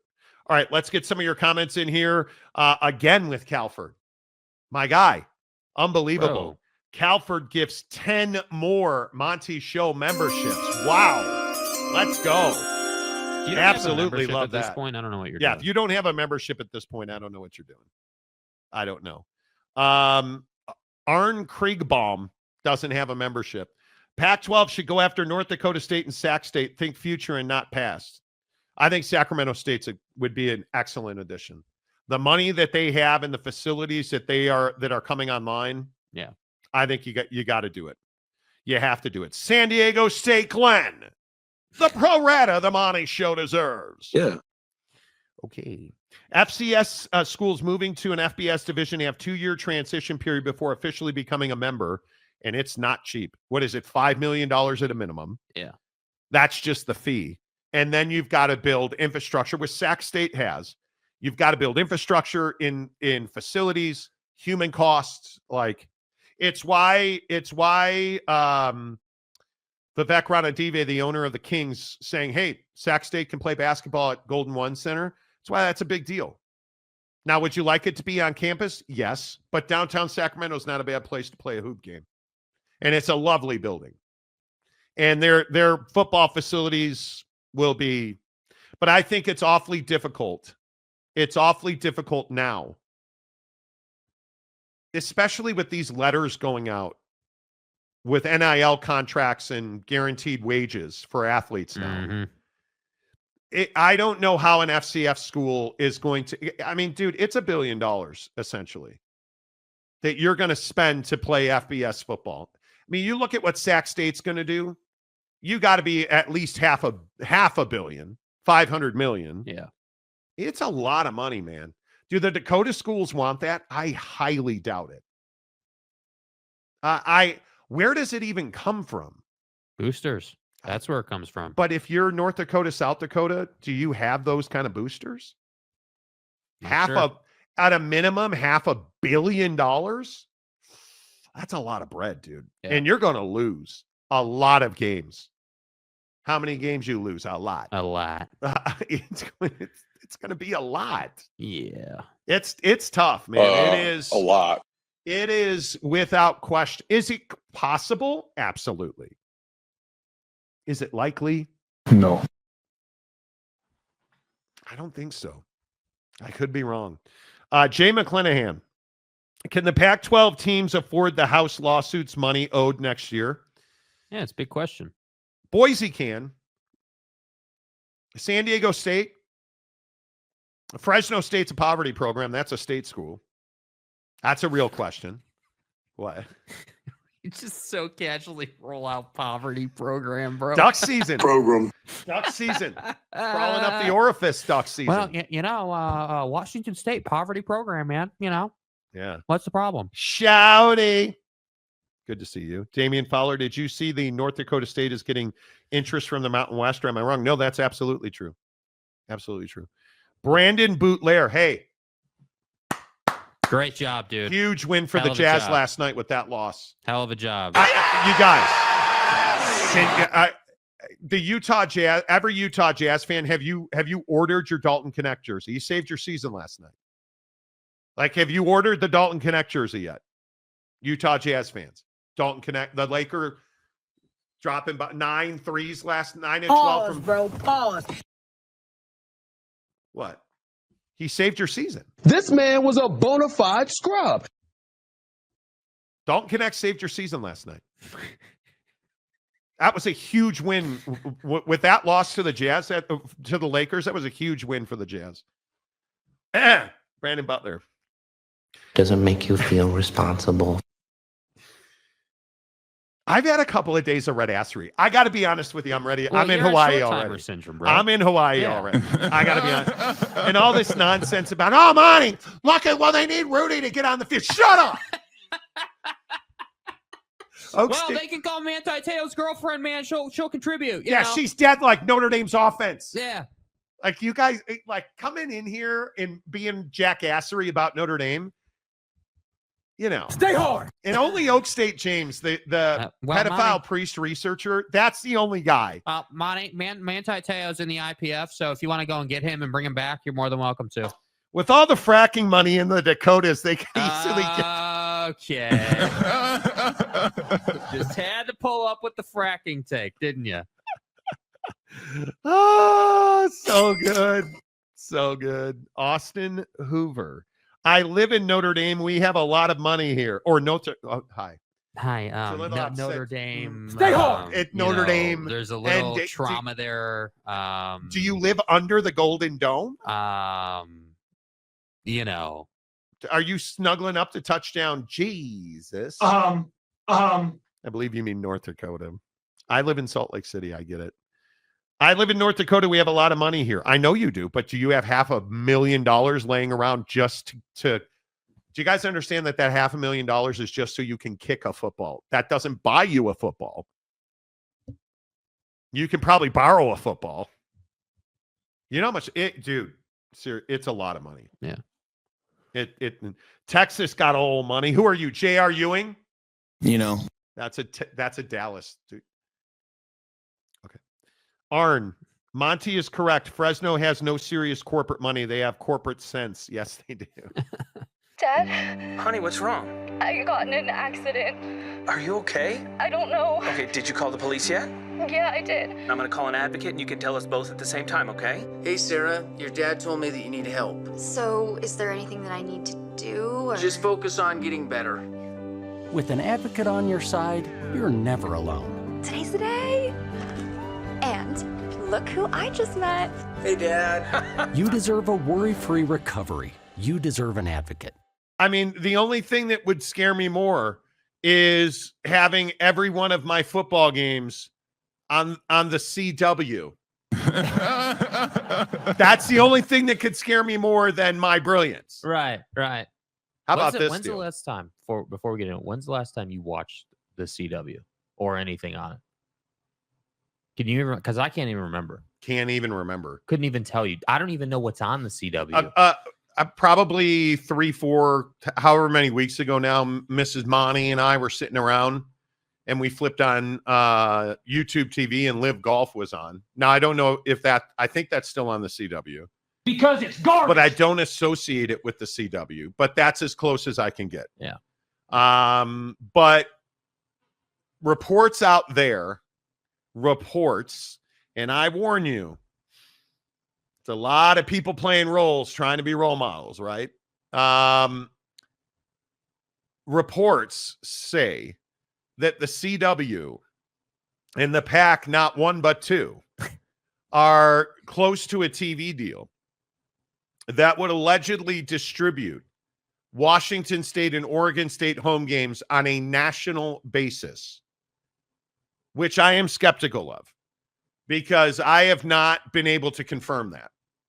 And TV industry sources have told me that it is not clear if this is a regional or a national deal with the CW. I would be really surprised if the CW was distributing Oregon State and Washington State home games to the East Coast, who could not care less, even if it was possible, about watching Washington State and Oregon State home games. Now, if you're in the Pacific Northwest, the PNW loves their Washington State, Oregon State football. There's no doubt that Washington State has a significant TV audience. Facts. In the Pacific Northwest. But does Washington State or Oregon State strike you as a national brand? And I pause because I am fairly certain it does not. And it does not make a lot of sense to me for the CW, who I understand is trying to get into college football. But it does not make a whole lot of sense to me that the CW would distribute regional football teams on a national basis and pay significant money to do so. That's the part that I'm stuck on. But Jake, does the CW represent a win for the Pac-12? Well, I think just on the surface, if this deal were to get done, regional or national, yeah, I think it's a win on some level, given the position that you're in. But let's be very clear. I don't think that this is a win from the standpoint of you just put together some amazing TV deal, right? This isn't like some, revolutionary, like new setup. This is you just trying to get distribution. And I respect that. I understand it. I think that that's absolutely what they should be looking at, especially given that you're in a partnership with the Mountain West, and this TV deal allegedly works in some of the Mountain West, obviously, because when you're playing home games, obviously they've got a scheduling alliance, and so for the Mountain West, that really helps them. So that's kind of the thought here, that hey, the Pac-12 are trying to put their best foot forward and help this partnership as much as they can by getting something done. And that's why I tend to agree. I'm a little skeptical that this is somehow a national TV deal. It's all cool that we want to drop numbers like the CW's got 203 stations nationwide, and they reach, I believe the number that was dropped was almost 100% of all U.S. households. That's cool. And that's a great marketing ploy. But the issue with this is that I don't feel like the CW is attached to sports. Do they have live? Yes. But when's the last time you were like, wow, man, it's Saturday and this sport I know is on somewhere. Let's go check the CW.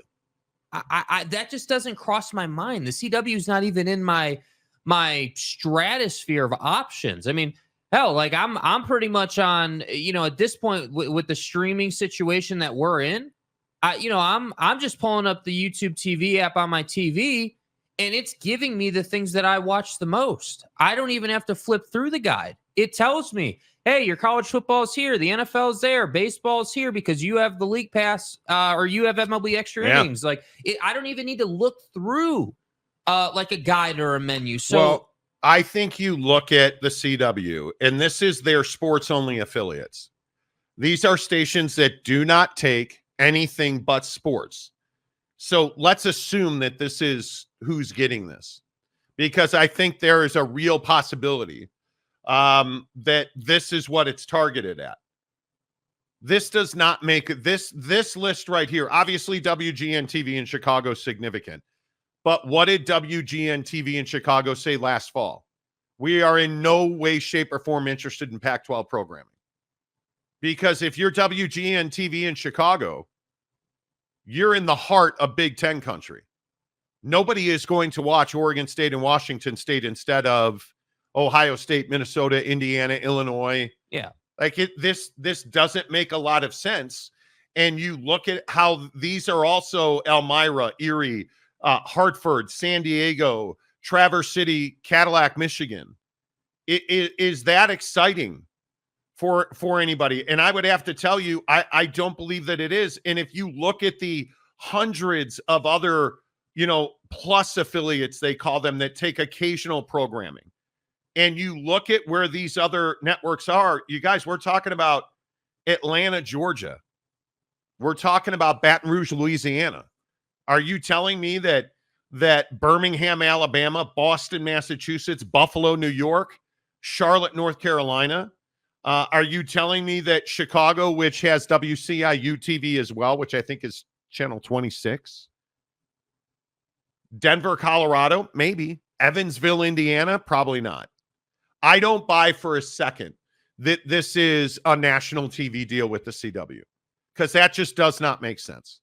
That doesn't make sense. And if I also would point out, if you look at the Live Golf schedule, and I was looking at this last night, if you look at the Live Golf schedule, there is quite a bit of conflict in the Live Golf schedule with college football. And if you look at the early August game or the early August tournament, I think it's going to create a significant issue with the CW and with college football, because as they expand the Live Golf schedule, and obviously this is all going to change right with the PGA, I think Live Golf is a problem for them. I just don't see this as a national deal for the Pac-12. I don't know how that happens. And I guess my question is, if the CW was going to pick up the Pac-2, Oregon State and Washington State, on a national level, are you telling me that they wouldn't have done that with the full Pac-12? And maybe the numbers didn't add up. And as we told you, they were interested in a regional deal when the conference had all of its members. Yeah. They're now going to be a national deal with just 2. There's something here that does not add up. And that's the struggle. And I think when you look at, the history of reporting and who's saying what and all that, like I think that this goes right up that same alley of, hey, something's getting done, but because we're pro Pac-12, we need to make it feel like, hey, it's a national deal. And just going off of what we've seen take place in TV negotiations over the past however long it's been, what, a year at least? Yes. Like it simply doesn't make sense that a true like Pacific Northwest brand opportunity would be shown on the East Coast. That doesn't make a lot of sense, and everywhere in between. And I tend to agree. If you're going to put this on in Big Ten country, people are not going to watch it. They're going to find a way to get Ohio State, Oregon. They're going to find a way to get the big boys on their TV. And if they got to stream it, if they got to do whatever, they're going to do it because that's what they want to watch, which brings me back to my original point about this whole situation. Even if you did get a national deal, which I don't think you are, but let's say you did, you really telling me it's going to be super successful and all of a sudden this is going to make a huge impact? But it's not, the problem is it's not ACC basketball, which the CW also has. It's not dramatics, non-scripted drama. Yeah. Like, which is what they do. I think they also have some form of pro wrestling. Like, this is not ACC basketball. This is not Duke, Carolina, with all due respect. It's Oregon State, Washington State. And I can't see all of their affiliates taking it. And I think a lot of affiliates will treat it like Live Golf, where they turned it off. Wasn't it Charles in Charge? I think we talked about last year that you had major CW affiliates leaving Live Golf after like 11 holes on Sunday in the final round to turn on Charles in Charge. Yeah.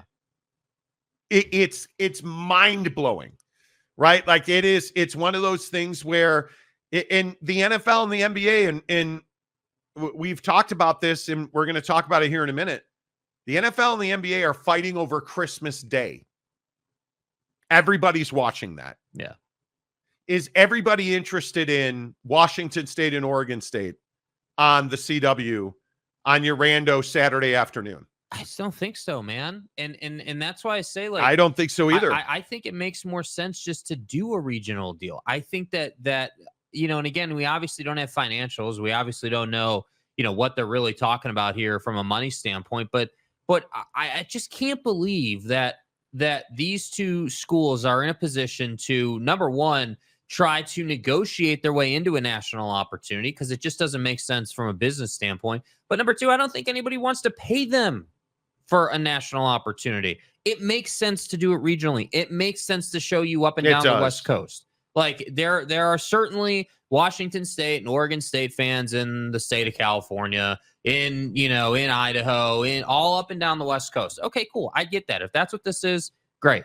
Totally cool. Understand it. Yeah. But I just don't love the fact that the spin is like, oh man, it looks like they got more exposure. Like it looks like they finally got a TV deal done. It's like, no, dude, you're setting it up for failure, bro. Like this should be a regional opportunity. It's the Mountain West. So it makes sense from that standpoint. And that's the other thing that I think, is not being talked about in the reporting.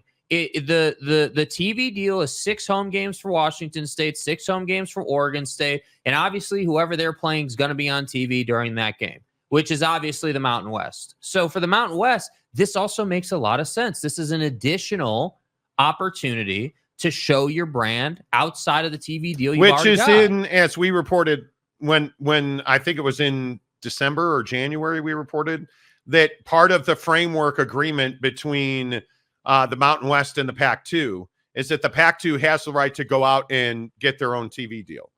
So this is not a surprise that they are bringing a TV deal. What's surprising is it's a CW. And listen, what's ultimately going to determine success or failure on this deal? Well, how much the CW is willing to pay. That's what this is. How much is the CW willing to invest in Pac-2 football instead of Charles in charge. That it's as simple as that, right? I mean, well, and it sounds gnarly to say, but like I that's literally what happened. I mean, you were getting more views on shows like that than you were on Live, and so it does beg the question. and you still are. Yeah, would it would outside of Washington and Oregon, those two states, outside of those two states geographically speaking, would CW affiliates get more views on football or the shows that they've been showing? And I think that's the question if you're in Chicago. If you're WGN TV in Chicago, arguably the biggest affiliate the CW has, do you want reruns of 80s sitcoms, or do you want what would be a big matchup for Washington State? Do you want Wyo? Well, what like the Apple Cup? The Apple Cup. If Yeah. it's in Pullman and it's Washington State, what's going to pull more? In Chicago, I don't honestly know the answer to that question. I truly do not. If it's San Diego State, if it's, the Aztecs and Beavs at Reeser, I'm going to guess Charles in Charge is going to pull more on WGN TV than a football game. That are two teams that you're not interested in. Now, if you are in Seattle, if you are in Portland, if you are in, Davis, if you're in Sacramento, San Diego, is Los Angeles, is the CW in Los Angeles, KTLA TV, are they going to take San Diego State and Washington State? I would guess they would. Is that better than a rerun of Andy Griffith? It probably is. But that's one of the only markets where it probably is better than a rerun. Which is why you should do a regional deal. Yeah, exactly right. I agree with that 100%. It also bothers me that the reporting instantly goes to this grandiose situation. I don't believe in that. I don't believe in the idea of, hey, let's pump this up to be something that in my opinion is, I just don't see how it is a national deal. That doesn't make sense for anybody.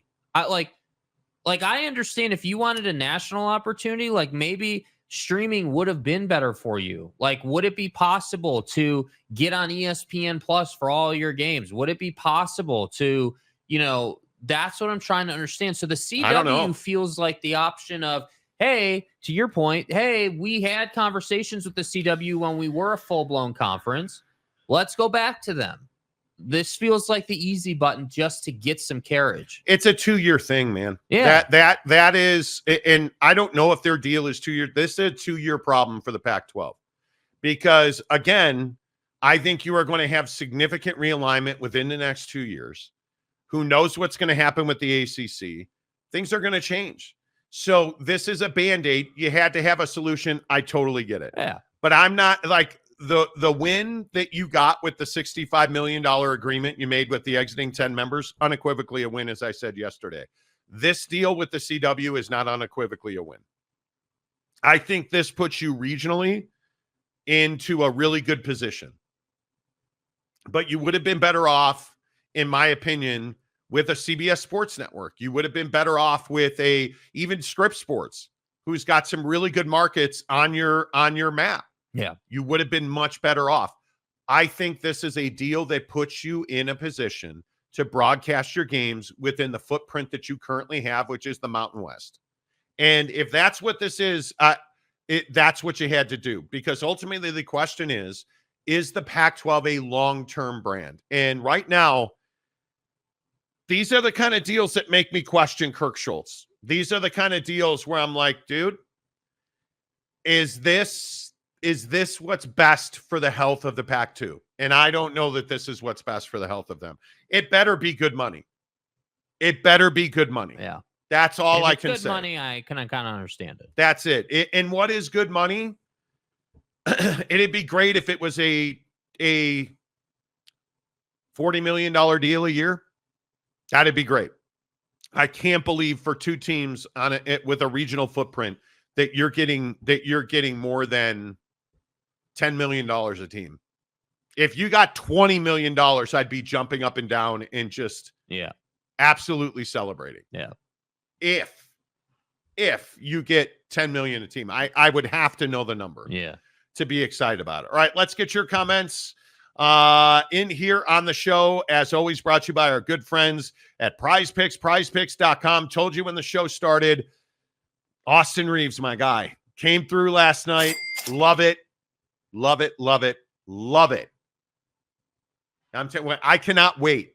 An hour from now, when we're talking NBA, I am going to be just unconsolable. I'm warning you right now. I am here for it today. I will fight you on the Lakers today. I will. And I'll drop that motherfucker. Use the promo code Monty. Download the Prize Picks app. Get 100% deposit matching. After the street closed Davis. Up to $100. Played 52 minutes last night. This whole thing that Anthony Davis is injury prone, now he's probably going to come out and pull a labia tomorrow, but that's fine.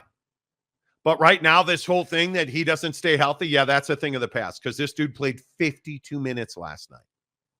52 minutes of greatness.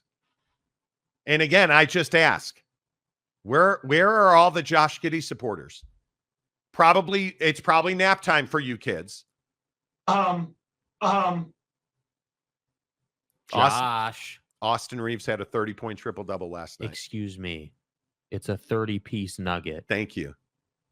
My guy Chet Holmgren last night. Carried the mail, won your boy some money. Just saying. Prize Picks, prizepicks.com. Download the app. You won't be able to beat me in Prize Picks. That shouldn't stop you because my dominance is unparalleled and unmatched. I think we all recognize that. It is if I say it is. Dad, Honey, what's wrong? I got in an accident. Are you okay? I don't know. Okay, did you call the police yet? Yeah, I did. I'm going to call an advocate and you can tell us both at the same time, okay? Hey, Sarah, your dad told me that you need help. So, is there anything that I need to do? Or... Just focus on getting better. With an advocate on your side, you're never alone. Today's the day. And look who I just met. Hey, Dad. You deserve a worry-free recovery. You deserve an advocate. Pac-12 has a deal pending approval from Pac-12 members with Apple TV. And it is a shocking deal. It is all streaming. And it was presented to the Pac-12 presidents and athletic directors this morning by George Kliavkoff in a meeting that was about an hour, a little bit longer. And they discussed, should we have a vote? And they decided not to have a vote, mainly because there were a significant number of members who wanted to mull this over, contemplate it, think about it, call Brett Yormark. That's what it feels like. And I'm not trying to be, sarcastic about it, because I think this is truly a life and death situation. It is absolutely an existential crisis, a crisis of existence happening in the Pac-12. The deal, as we understand it, is with Apple TV, it's 100% streaming. There is a lump sum cash payment every single year.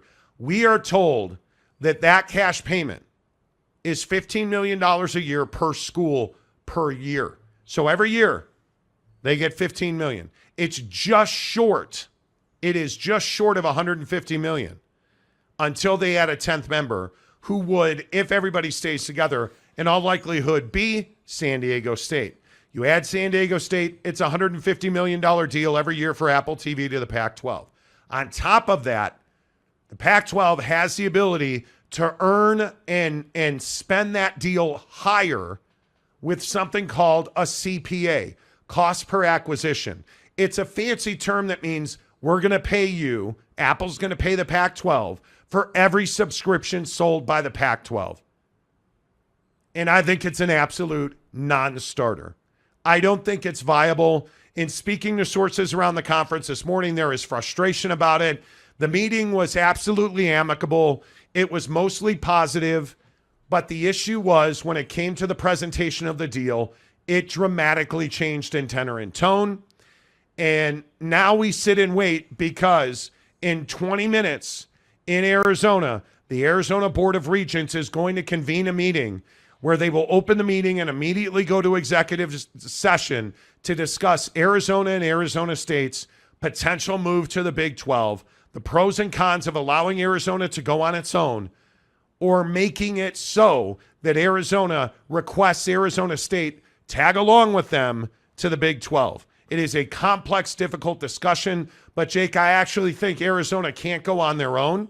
I think Arizona has to drag Arizona State with them. Yeah, I think that first of all, it's what's in the best interest of both universities. When those two universities, ASU and Arizona, are working in lockstep and have a good relationship, I think that benefits both of them. And there's a lot of different ways, probably another show, but the point is that when they're together and they're working together on things, it benefits both member institutions. But I think, do they have to drag them along? I do think that Bobby Robbins understands the concept of, hey, rising tide raises all ships, right? So if I'm going to take my institution to the Big 12 and I leave ASU for dead in the Pac-12, that's not going to be a good look for me, number one, as an administrator. But number two, it's not going to be as beneficial to my school. So if Bobby Robbins has already been in a place where he said to Brett Yormark, hey, we're coming, but if we're going to make the jump, you got to accept ASU. If I'm Brett Yormark, I'm fine with that. I really am fine with it. Yes, in my opinion, ASU has been a problem child, ridden with scandal, ridden with not winning, ridden with mediocrity.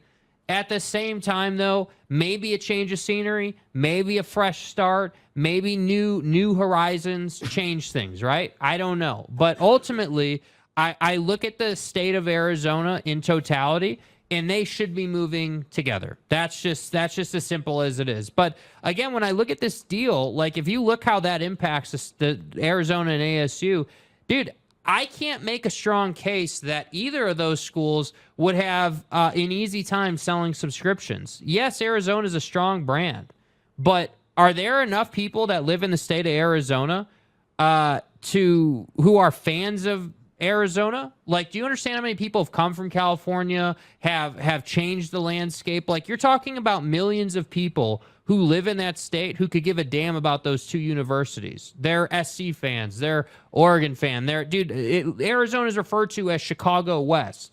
So that's why I'm saying, like, this subscription-based stuff, or crap, if you will, is not good enough. It's just not acceptable.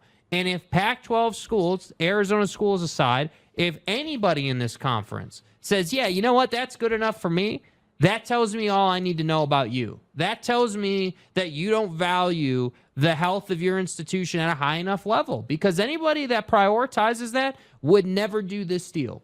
Anybody that says, hey, we care about our student athletes, we want our school to do well, yeah, we do prioritize education first, but we understand that athletics, has to be in a good place.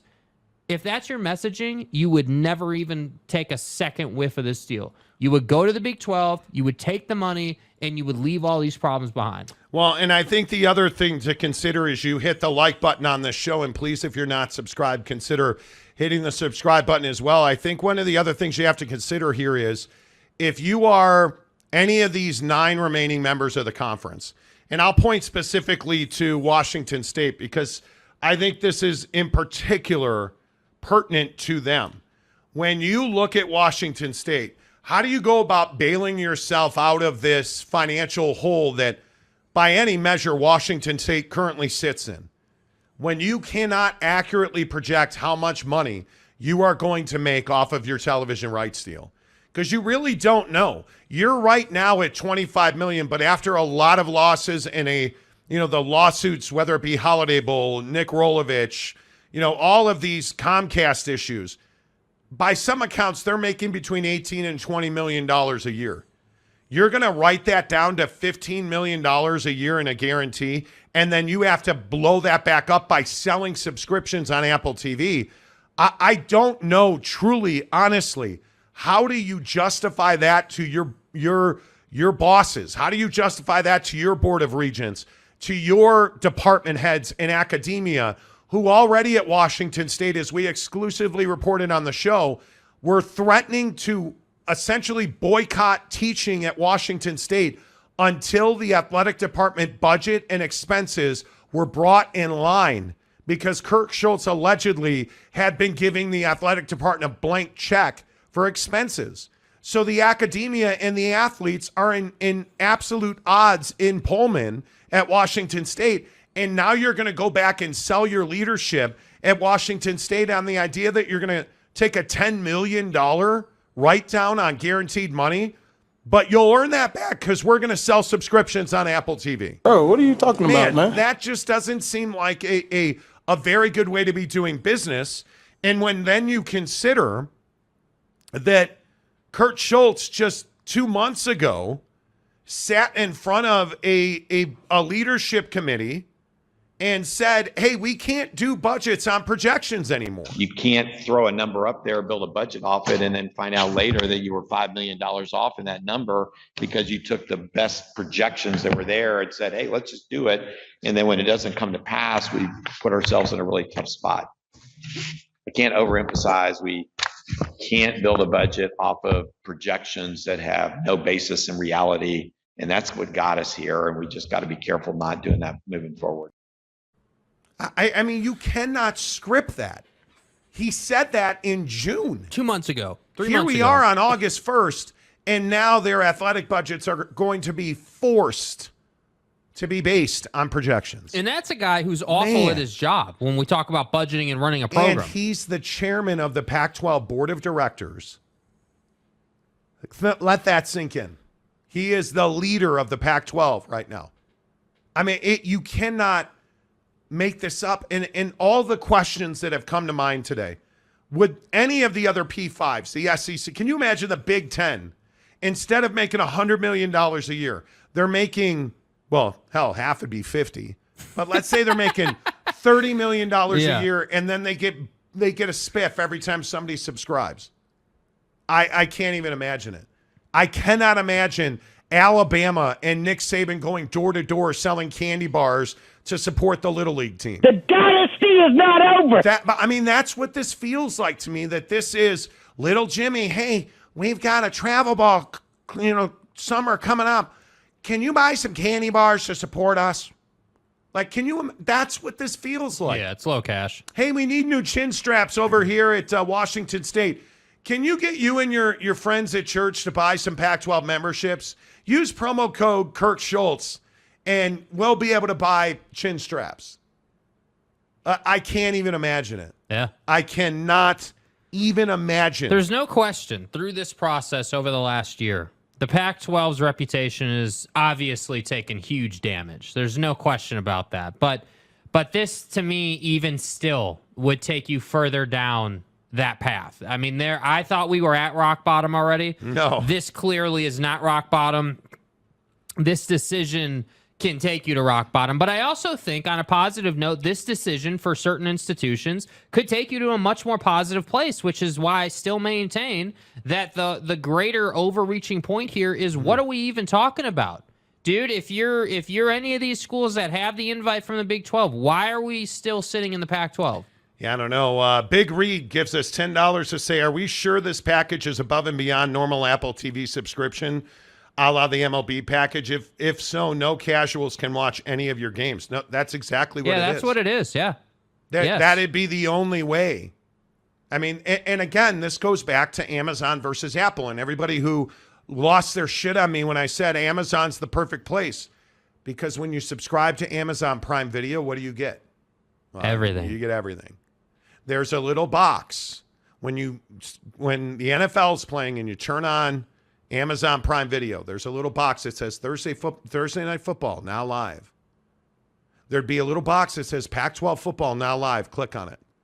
You could put that on every phone and TV. And anybody who has Amazon Prime gets that video. Yeah. Wild. And they chose not to do it. San Diego State Aztec. Glenn, how are you, bud? I'm an Aztec fan, and as you well know, but this is very easy for me to say, God help the Cincinnati Bearcats in that game. They're going to get rolled. Well, there you go. Glenn is talking about our week 1 competition to go and see history. BYU versus Cincinnati, September 29th at LaVell Edwards Stadium in Provo, Utah. We're giving you a pair of tickets. All you have to do, and really, we understand this is really a Utah contest. Totally get it. Next week, it's going to be a Texas-centric contest. Trust me when I say that. But All you have to do is go to Super Chicks in Ogden on Riverdale Road or down in St. George and just show us you're there. Shoot us a picture of your receipt. Like Jake said, creativity. Yeah. Oh, that always helps. Yeah, I mean, creativity, having fun with it. Like, I don't just want to see a picture of a pickle. I don't want to see a picture of your pickle. Whoa, Brett Favre, take it easy. Yeah, you know what I mean? Like, I don't need to see that. But what I need to see is a silver tray full of a bunch of food that looks bomb. And if you spell the Monty Show with ranch. Or your French fries. Or if maybe you found a way to bring a sticky note with you that said the Monty Show. Or if you just dip your chicken breast in their custard milkshakes, which are phenomenal. Phenomenal, bro. If you don't know the difference between ice cream and custard, look it up. It is a big difference, and it is bomb. Super Chicks, Riverdale Road in Ogden, St. George, Utah. Go in, hook it up, and on Friday at 3:30, anybody who has sent us a picture on social, so Twitter or Instagram, The Monty Show, Monty, The Monty Show, pretty straightforward.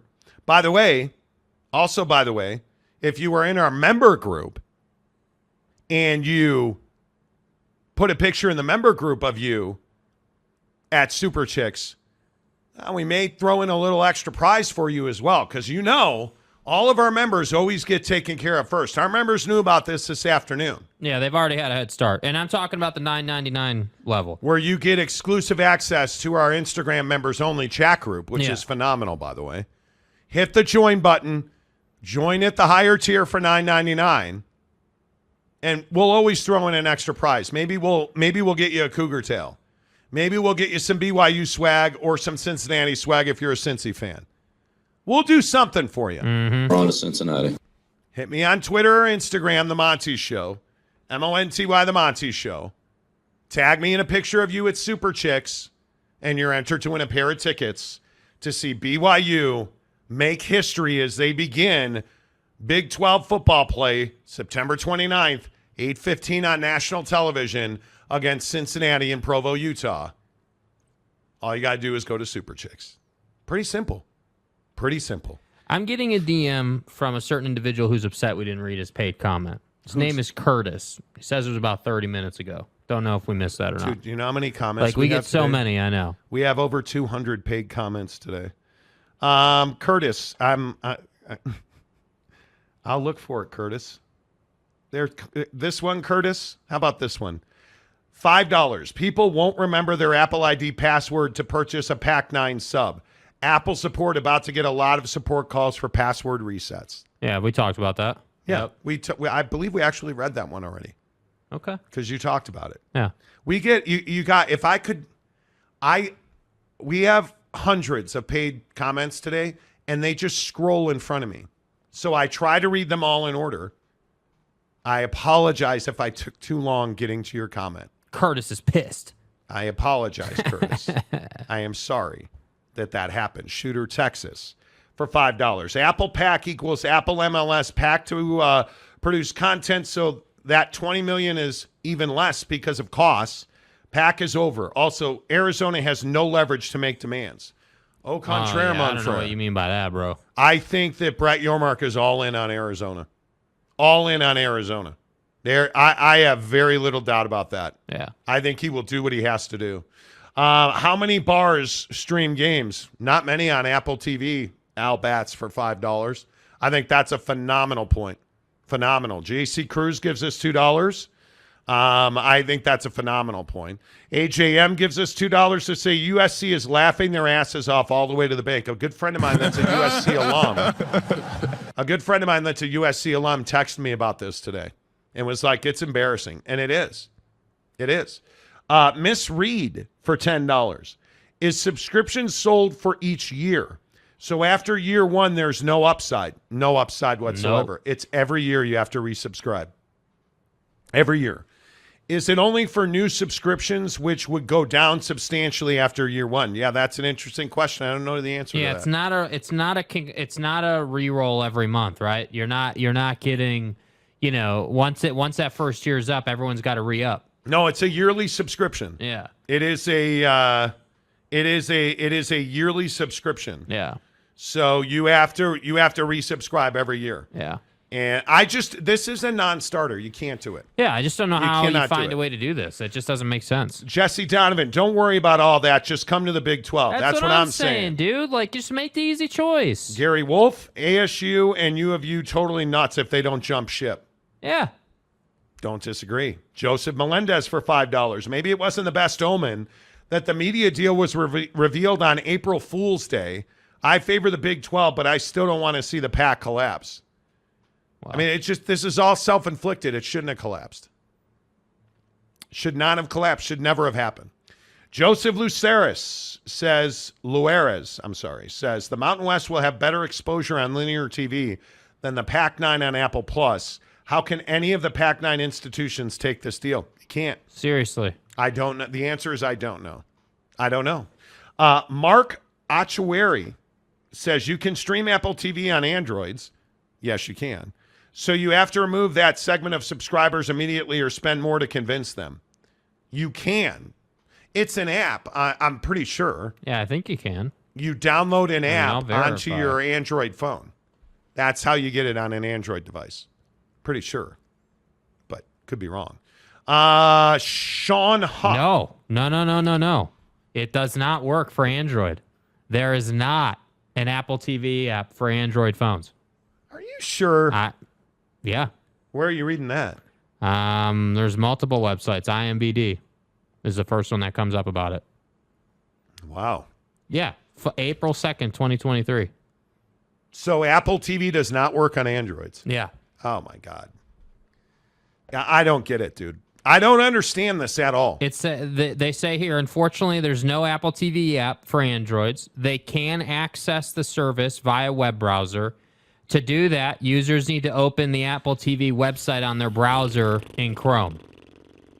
Wow, that's frustrating. But you got to understand, that's a huge pain in the ass. I like, even for me, I don't know that I would. Dude, I don't do that now. I mean, if you don't have an app that I can just go and open it up, I'm not doing it. Yeah, I mean, I don't think most people would do that. I mean, that's the genius in YouTube TV. That's the genius in Amazon Prime Video. I can just open it and it's right there. Like, again, the point you always make during the NFL season. You know, the show gets over, want to flip it on, I know right where I got to go. Open Prime Video, it's right on the home screen. Bottom line, hit the like button on the program. Let's see, we've had over 10,000 views today, and we're only at 546 likes. Let's get to 1,000 likes in 30 minutes. Let's go. How about it? Let's go. We only need 454 likes. There's 2,046 people watching the show. If you haven't hit like yet, please do so. It really helps the channel grow. Sean gives us a bunch of viewership numbers to say the Pac viewers increase in the Big 12. I think they do. The best of the best will. It's crazy. Our web, $5. What's more disrespectful is the Apple deal was the best deal Georgie could present. Yes, I agree with that. Totally agree with that. How about a new member announcement? Worked. WERKT. Let's go. Let's go. Appreciate the show on YouTube. Thank you very much for that. Rick Jr. for $5. The Pac couldn't hit projections for the Pac-12 network, and that was with USC and UCLA and Colorado in the fold. And I think it's really a crucial point. Remember what that deal was. It's the same thing that they're looking at now, right? Hey, base salary, and we will get a spiff every time someone signs up for like DirecTV or not DirecTV, Dish Network, or the app or whatever. Like, we would get a spiff. And so that's why I say, like, this conference was already a conservative, risk-averse, not on the edge of things conference. And now you're asking them to do a deal that's all streaming and they got to sell it? It's just wild to me.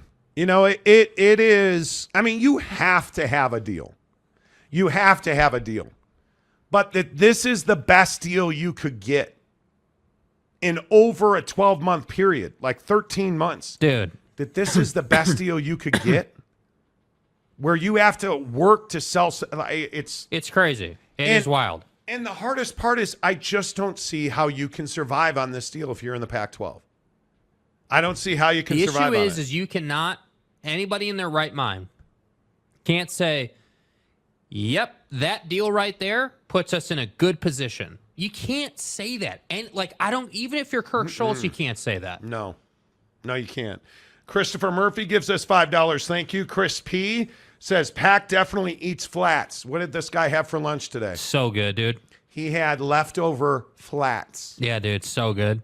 Because I'm a man. I alone by myself smoked wings on the Traeger this weekend. I only ate the drums. Dude over here is like, hey, bro, I got to go right back to front. Can you save me all the flats? Dude, in the chat, are we team flat or team drum? Stop. Team flat or team drum? Why do you do this? So just a sidebar while we keep reading comments. Why do you do this? Because I want to see what people are saying, dude. Mark Thorpe, our newest member. You figured it out. Way to go. Me now. Oh, yeah. Too focused on flats. Yeah, I got to pull it out here. Yeah. Mark, welcome to the show. Appreciate you. Matthew Brenning, RIP Pac-12 referees, worst refs ever. Yeah. Dale Donuts for $2. Monty, will you peddle Apple subs for Pac? Nope. Nope. I'm peddling Monty subs for Monty. If you ain't first, you're last. Hero 75 says, so with this deal out, leaves only 2 questions. Who gets to pick out the dirge song for the Pac-12's funeral? And who's giving the eulogy? Oh my God, seriously. Who's giving the eulogy? Yeah, it's brutal. It's brutal. See, thank you, David Klotz. He says drums. Bro. Tom Dean, the drum is the part of the wing that literally resembles a little drumstick, while the flat is a part that is long and flat. Do people really not know what drums and flats are? And it resembles a chicken penis, and Jake loves it. A chicken penis. Louis Capazzo, team flats with hot ranch. Boom. Boom. Louis. Ain't no reset. Curtis Peters. Brine the drums before hitting the grill. Yes. Yes. Cougar Treks. Jake is a better man than Nick Saban. That's right. You're damn right I am, dude. You are damn right. Nick Saban is a better man than you are. Dabo's winning percentage. Thighs or breasts? Come on, bro. Both. Yeah, dude. Come on. Jerem. Team flats. No question. Thank you. Matt Hart. Both. Jesse. Flats. Really? Carrie Lee, flats. Look at Team Flats representing out here, bro. Come on. That guy, too, says drums. Samuel, Critchfield, flats, baby. Let's go. Stop it, you guys. Stop it. Stop it. Let's go. Kaufman, I would hit the like button, but then I didn't like the video. Well. By the way, 4:32 Mountain Time, 3:32 Pacific. It has begun. The meeting in Arizona has begun. I wonder, it's 2 minutes in. Have they adjourned the executive session yet? You got to get stroked. That's a Brooks Koepka joke, and I love it. Worked for $5. Pac-12 saying, quote, BYU doesn't share our values took on a whole new meaning today. Yes, it did. Damn. Jeremy Callahan. Flats are great. My guy. Mick A. Flats and drums and blue cheese. Yeah, I know what time it is. Okay, you lost me at the blue cheese portion. Mr. Monkey. Today, convening for review of assignments, maybe no realignment talk. Yeah, well, you know. It is what it is. Alex Larson, Team Flats. Boom. Christian says, and it's over. The meeting's over already? Is that true? You're not being serious. Kent Hone. Oh, Kent. Bro, are we being serious that it's over already? Well, they were just going to open the meeting and then go to executive session. There's nothing they're doing in public. Both are good, but I prefer... All right, let's move on. Mike Phillips. Team Flats, no weird cartilage. You guys. Greg Romano says the Pac-12 eulogy from Tony Altimore. Wow. Amazing. Let's see. Cyclone Steve for $2. If U of U, UW, UO are thinking about it, why take ASU? I don't know that they're thinking. I think you said you didn't want to take a vote today because you wanted to talk to the Big 12. Yep. It had to be. That's the only thing that makes sense. Yeah. Christian Thorpe for $5. NASA Space Agency just landed a media deal. Looking at you, Pac. Seriously. Come on, man. Gone to Texas. Can't believe they didn't vote at the end of the meeting. I would have voted to fire George. It's incredible, isn't it? It is. Suck it up, Buttercup. What's up, dude? Good to see you. $10. Thank you. CU is Big 12. If the Utes don't take the offer, who's the geniuses then? CU will be LOL at Utah. Well, and that's kind of my point with what Dan Probably Lanning are. said the other day. Like, and what we've heard some of the sentiment about Colorado. Like, nobody said that Colorado was a world beater on the football field. No. Right? And that's never been the point. The point is that Colorado's going the right direction. They're definitely a program that on paper is trending up and to the right. And that ultimately is all that matters. They're a value add for the Big 12, and certainly they're a value loss for the Pac-12. Yep, I absolutely agree. Big shout out to Mike Rayner, who gave 10 memberships Let's away. go! Let's go, Mike. By the way, we're at 680 likes. Good progress. There are 1,859 people watching. If you have not, please hit the like button. Cougar Tracks, have they picked a day for the funeral yet? No. Well, no. I'll take it off of work. OG Gary, 31.7 versus 15. It's a no-brainer. No way you take more than a 50% haircut because you're bricked up and stroking guys for Stanford. Yeah, that's what I'm saying, dude. Honestly, I'd start stroking guys.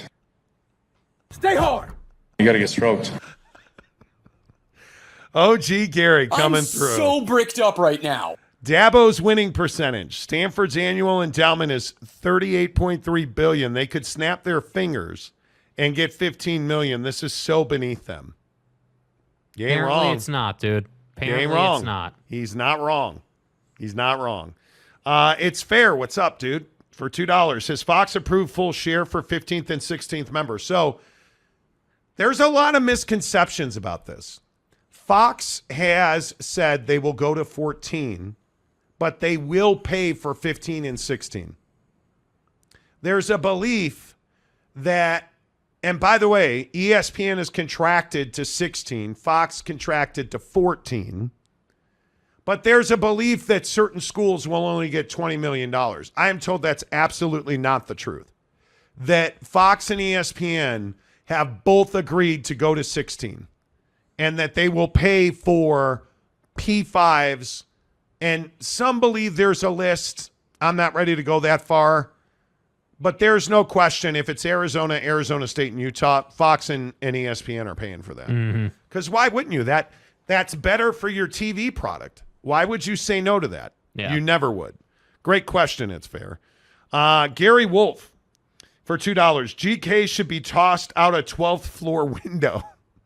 We don't advocate violence here.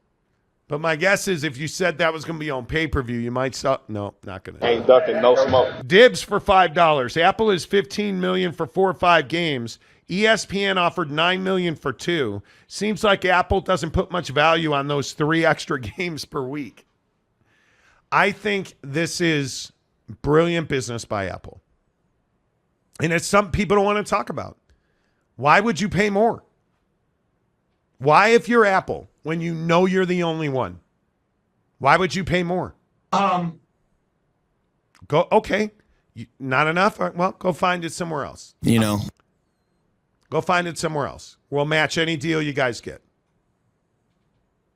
Well, there's nowhere else. Yeah. Where are they going to go? And they're not getting more money from ESPN. And I listen, I think we've been pretty rock solid on our reporting for this. You got backed into a corner. Let's be real. Your arrogance tossed you down a road that you had no business going down, and you don't have a leg to stand on in negotiation. You never really did. And that's the issue. Yeah. You know, Alex Larson, the weak are meat and the strong shall eat. Facts. Did we ever figure, what did EMAW mean? It's a school thing. Can't remember. EMAW? Yeah, EMAW. Expedition Greg, this is truly a sad day for a once proud conference. This didn't have to come down to this. No, this is all self-inflicted, man. Like there is no doubt about that. This is a hundo piece self-inflicted. Yeah. It's mismanagement. It's malfeasance. But again, remember what we're talking about here on the Monty Show, presented by The Advocates, theadvocates.com, the best injury attorneys in the business. They have a great motorcycle ride coming up. It is Saturday, August 26th. at 8 a.m., the AmFam Monte Cristo motorcycle poker ride, where you can win a new Kawasaki FX50. It's a really cool event. You go on a beautiful ride on your motorcycle with a bunch of dudes, and every time you stop to view a scenic viewpoint, they give you a poker card. Whoever has the best hand at the end of the ride wins the Kawasaki FX50 from Young Power Sports. Check them out online. There's their website, UtahAdvocates.com/poker-ride. UtahAdvocates.com/poker-ride for the second annual AmFam Monte Cristo motorcycle poker ride from our friends at theadvocates.com. If you are just tuning into the show today, we're talking about this proposed Apple deal that has a significant sales incentive attached to it, which, and I believe the number is $15 million, but I know there are wide varying wild reports out there about what the number may actually be. If it's $15 million, that's a $10 million a year guaranteed write-down. But you also have the opportunity, if you're the Pac-12, to get a fee for every Apple Sports subscription you sell for Pac-12 sports. So essentially, it's called a CPA, cost per acquisition. So when somebody subscribes to Pac-12 sports on Apple TV, you'll get, there are some people who say it's $100. I don't know what that number is yet. But every time somebody subscribes, you get $100. Apple cuts the Pac-12 a check every month for new subscribers. That money is divided equally amongst Pac-12 members. And the question is, can you get to $32 million? Can you make $17.7 million a year selling Apple Pac-12 subscriptions? And I say there's not a chance in hell that you're going to sell that many subscriptions for that amount of money. It's simply asking too much from your membership. I think there is a burnout factor. I think the hardest part is all of your players and their family and their friends, they all get subscriptions because you know your players are going to share their links. Your sponsors at Utah or at Oregon, Nike, Phil Knight's getting a free Pac-12 subscription. That's just the way the world works. Yeah. You're losing a built-in subscription base because they're all going to be free. And those don't count. And T-Mobile doesn't count. And promotional subscriptions through car dealerships don't count. It is the same issue MLS is dealing with Apple, with the only exception being Lionel Messi plays soccer, not college football.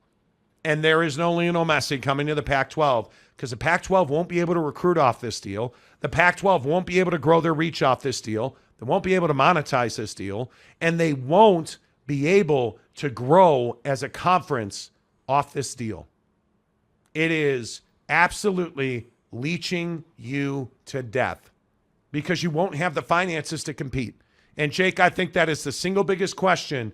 If the Pac-12 takes this deal, how long can they survive? Yeah, I mean, I think it's hard to say how long they could survive. I mean, I'm not confident that, you know, schools would survive much past a year or two. I mean, I legitimately believe that because of all the loss you have through all the free subscriptions that you would get with people who are affiliated with every football program or every school. I mean, literally, if you're a student, if you're an administrator, an athlete, any kind of connection to the school, you're getting an Apple subscription. By the way, if you are in the NCAA, you're telling me you're not getting an Apple subscription for free? Like, that's like every single person who has any type of tie to the conference is going to get it for free. So for me, I look at that and I say, okay, that's a lot of lost opportunity to sell and make your money back. And so truly this deal puts you in a position where you have to go out and you got to get that person who is truly a fan, has no connection to your product other than they like to watch it. And if you can do that, then you got to count on them renewing every single year over the course of 5 years. To which I say that is very risky business. If there was ever a time when you could say, hey, how are we going to project budget off of this? This would be the time. Because you have no way to know A, how many people you're going to be able to close. B, of those people, how many are going to continue throughout the duration of the deal. And then C, will the price of the Pac-12 package continue to stay at the starting price, or will they have to chop it down to get people to subscribe? Because I think the other thing, if you're Apple, the reason they're not going to pay you more is because they know that this is not a high profit proposition for them. That this is simply, hey, we're going to try and push the brand overall forward by getting a football entity, an American football entity on our platform. That's the value for Apple. This is not a make a ton of money type deal for Apple. This is not like, hey, we're going to just explode the profit margin. Not. So for Apple, the value is just, hey, we're adding football. And I do agree. That is valuable. It was valuable for Amazon. Clearly, when you look at what ESPN has done with adding the SEC, there's value in football. There's just not value in Pac-12 football.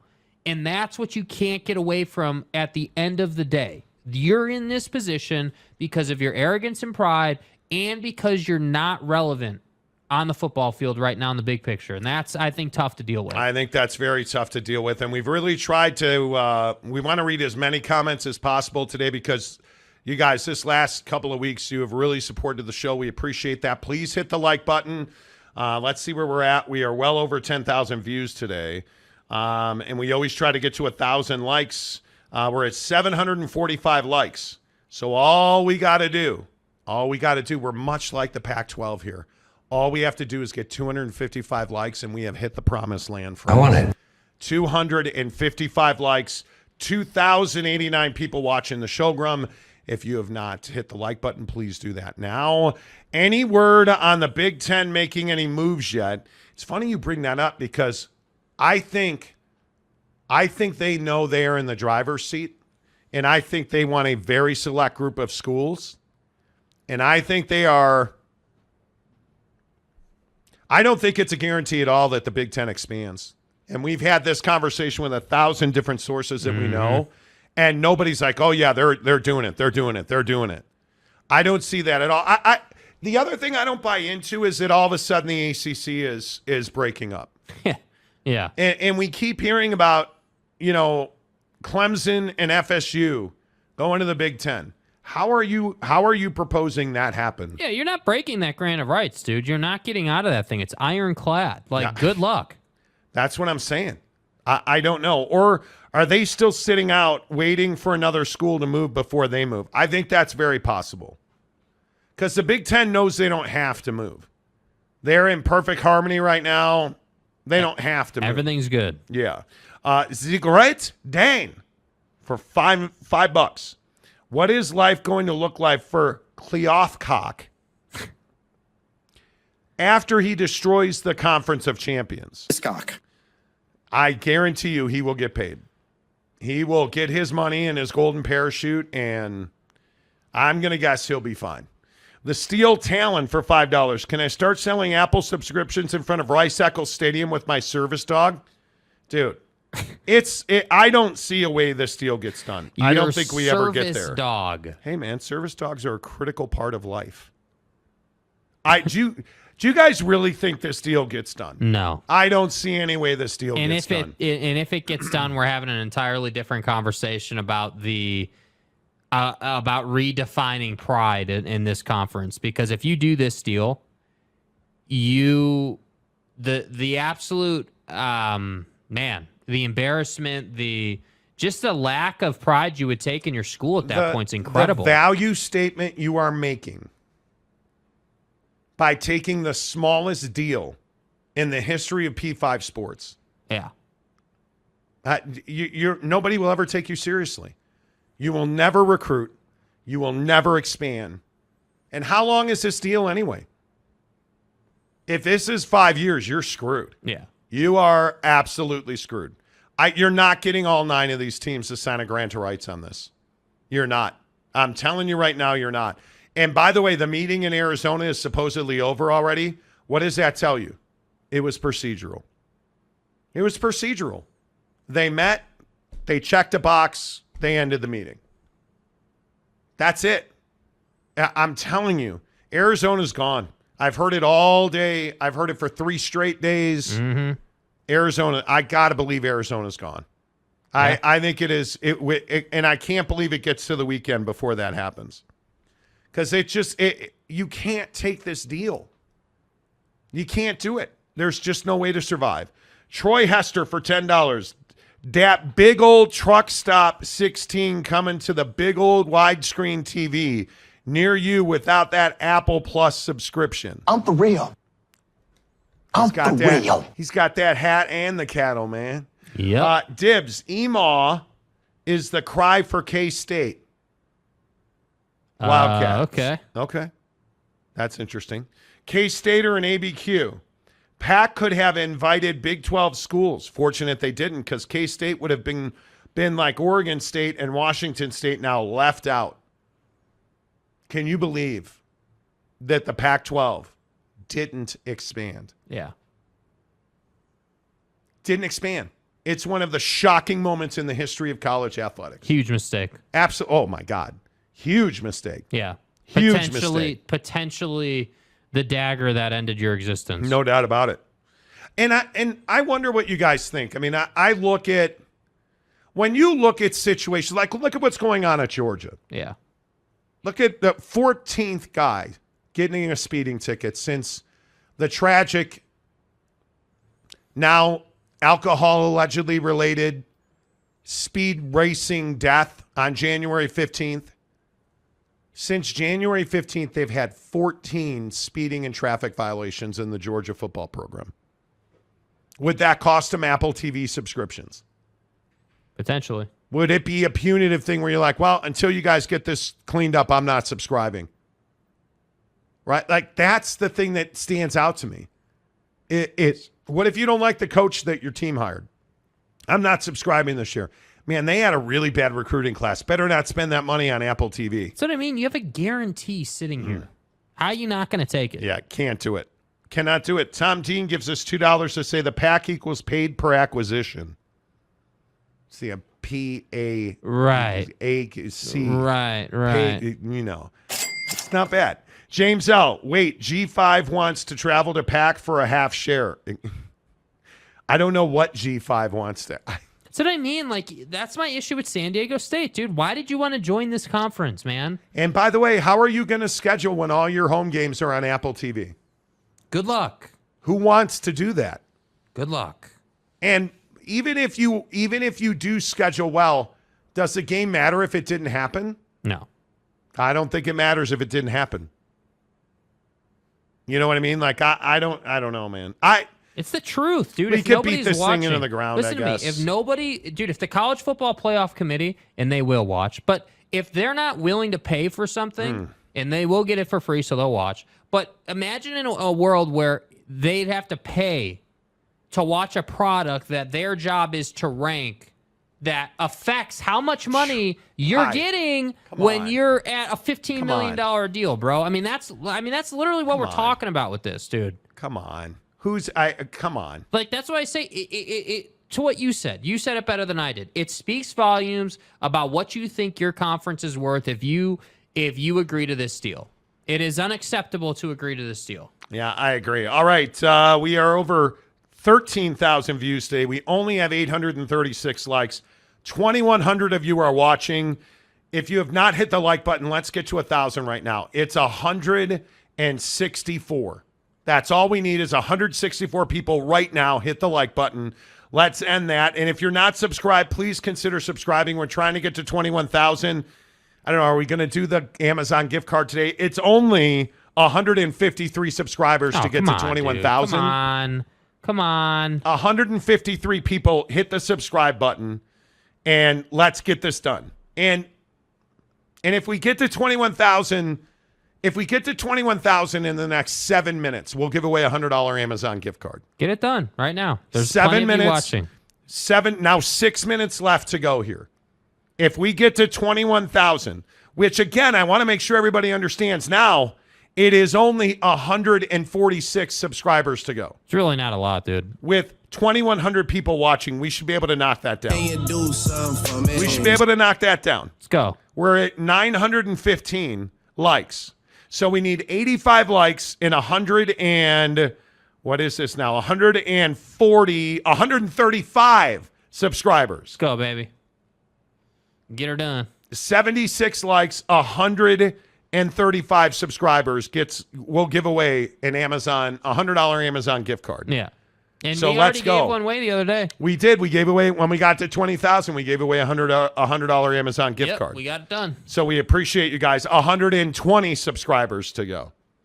So let's go. If you're not subscribed, please consider hitting the like button. Nate Simons gives us an update on the Arizona meeting for $5. Opened the meeting, voted to go into closed session, and ended the live stream. So this meeting today of the Arizona Board of Regents is a special session, and it is very procedural. I was told today, and if you follow me on Twitter, you know this. I was told today that it is up to Bobby Robbins, that they are going to schedule. You're going to see what's going to happen. This meeting's going to end. And then I would guess later tonight or tomorrow, another special session will pop up later in the week. If that happens, Arizona's going to the Big 12. That will be a public session where a vote will be held. Yeah. Just like if Colorado, that happens, bro. Yeah, if that happens, Arizona's going to the Big 12. Yep. But this right here is simply procedural. What Nate described right there, simply procedural. Let's see. K-Stater and ABQ. To clarify, every man a Wildcat is what EMAW stands for. Every man a Wildcat. apparently is untrue right now if they decide to take this deal. That's right. By the way, we're really getting close. We are at 895. We need 105 subscribers. You guys, let's go. 3 minutes. There's 2,071 people watching this show. We need 105 subscribers and 32 likes. We'll give away a $100 Amazon gift card. We'll do it. We'll give away a $100 Amazon gift card if in the next 3 minutes we get to 21,000 subscribers and 1,000 likes. Yes! Down to 3 minutes. Let's go. And we are at 20,896. We need 104 subscribers. Come on, man. Hit the button. There's 2,000 of you watching. Let's go. Let's roll with your comments because we've gotten this. Today is one of the biggest comment days we've ever seen. Boss Frog for $10. If the responsibility is placed on the school student athlete to start marketing Apple subscriptions, does this mean we're going to see 1099s and W-2s going to be issued by Apple? Co-employment issue. But how else do you sell them? Who sells them better? Dude, who sells them better than the student athlete? If the athlete is asked as part of media day or like, you know, like where they take pictures of jerseys and all that stuff that every team does, as part of that media day, I mean, as part of that, if they are asked to say, hey, EMAW, go ahead and buy Apple subscriptions. This is me. They should get paid for that. They should. Oh, my God. That is so funny. By the way, you have 2 minutes. We need 90 subscribers. 90 subscribers. That's all we need right there. Gop says, you guys need to give away a round of golf with Monty. We'll do it. The invitation's open. Yeah, our official club is Canyons Golf up in Park City. We golf there every Saturday and Sunday morning. Anybody who wants to golf with us, please reach out. We're happy to do it. We're absolutely happy to do it. 1 minute to go. We need 85 subscribers to give away a $100 Amazon gift card. Man. That's all we got to do.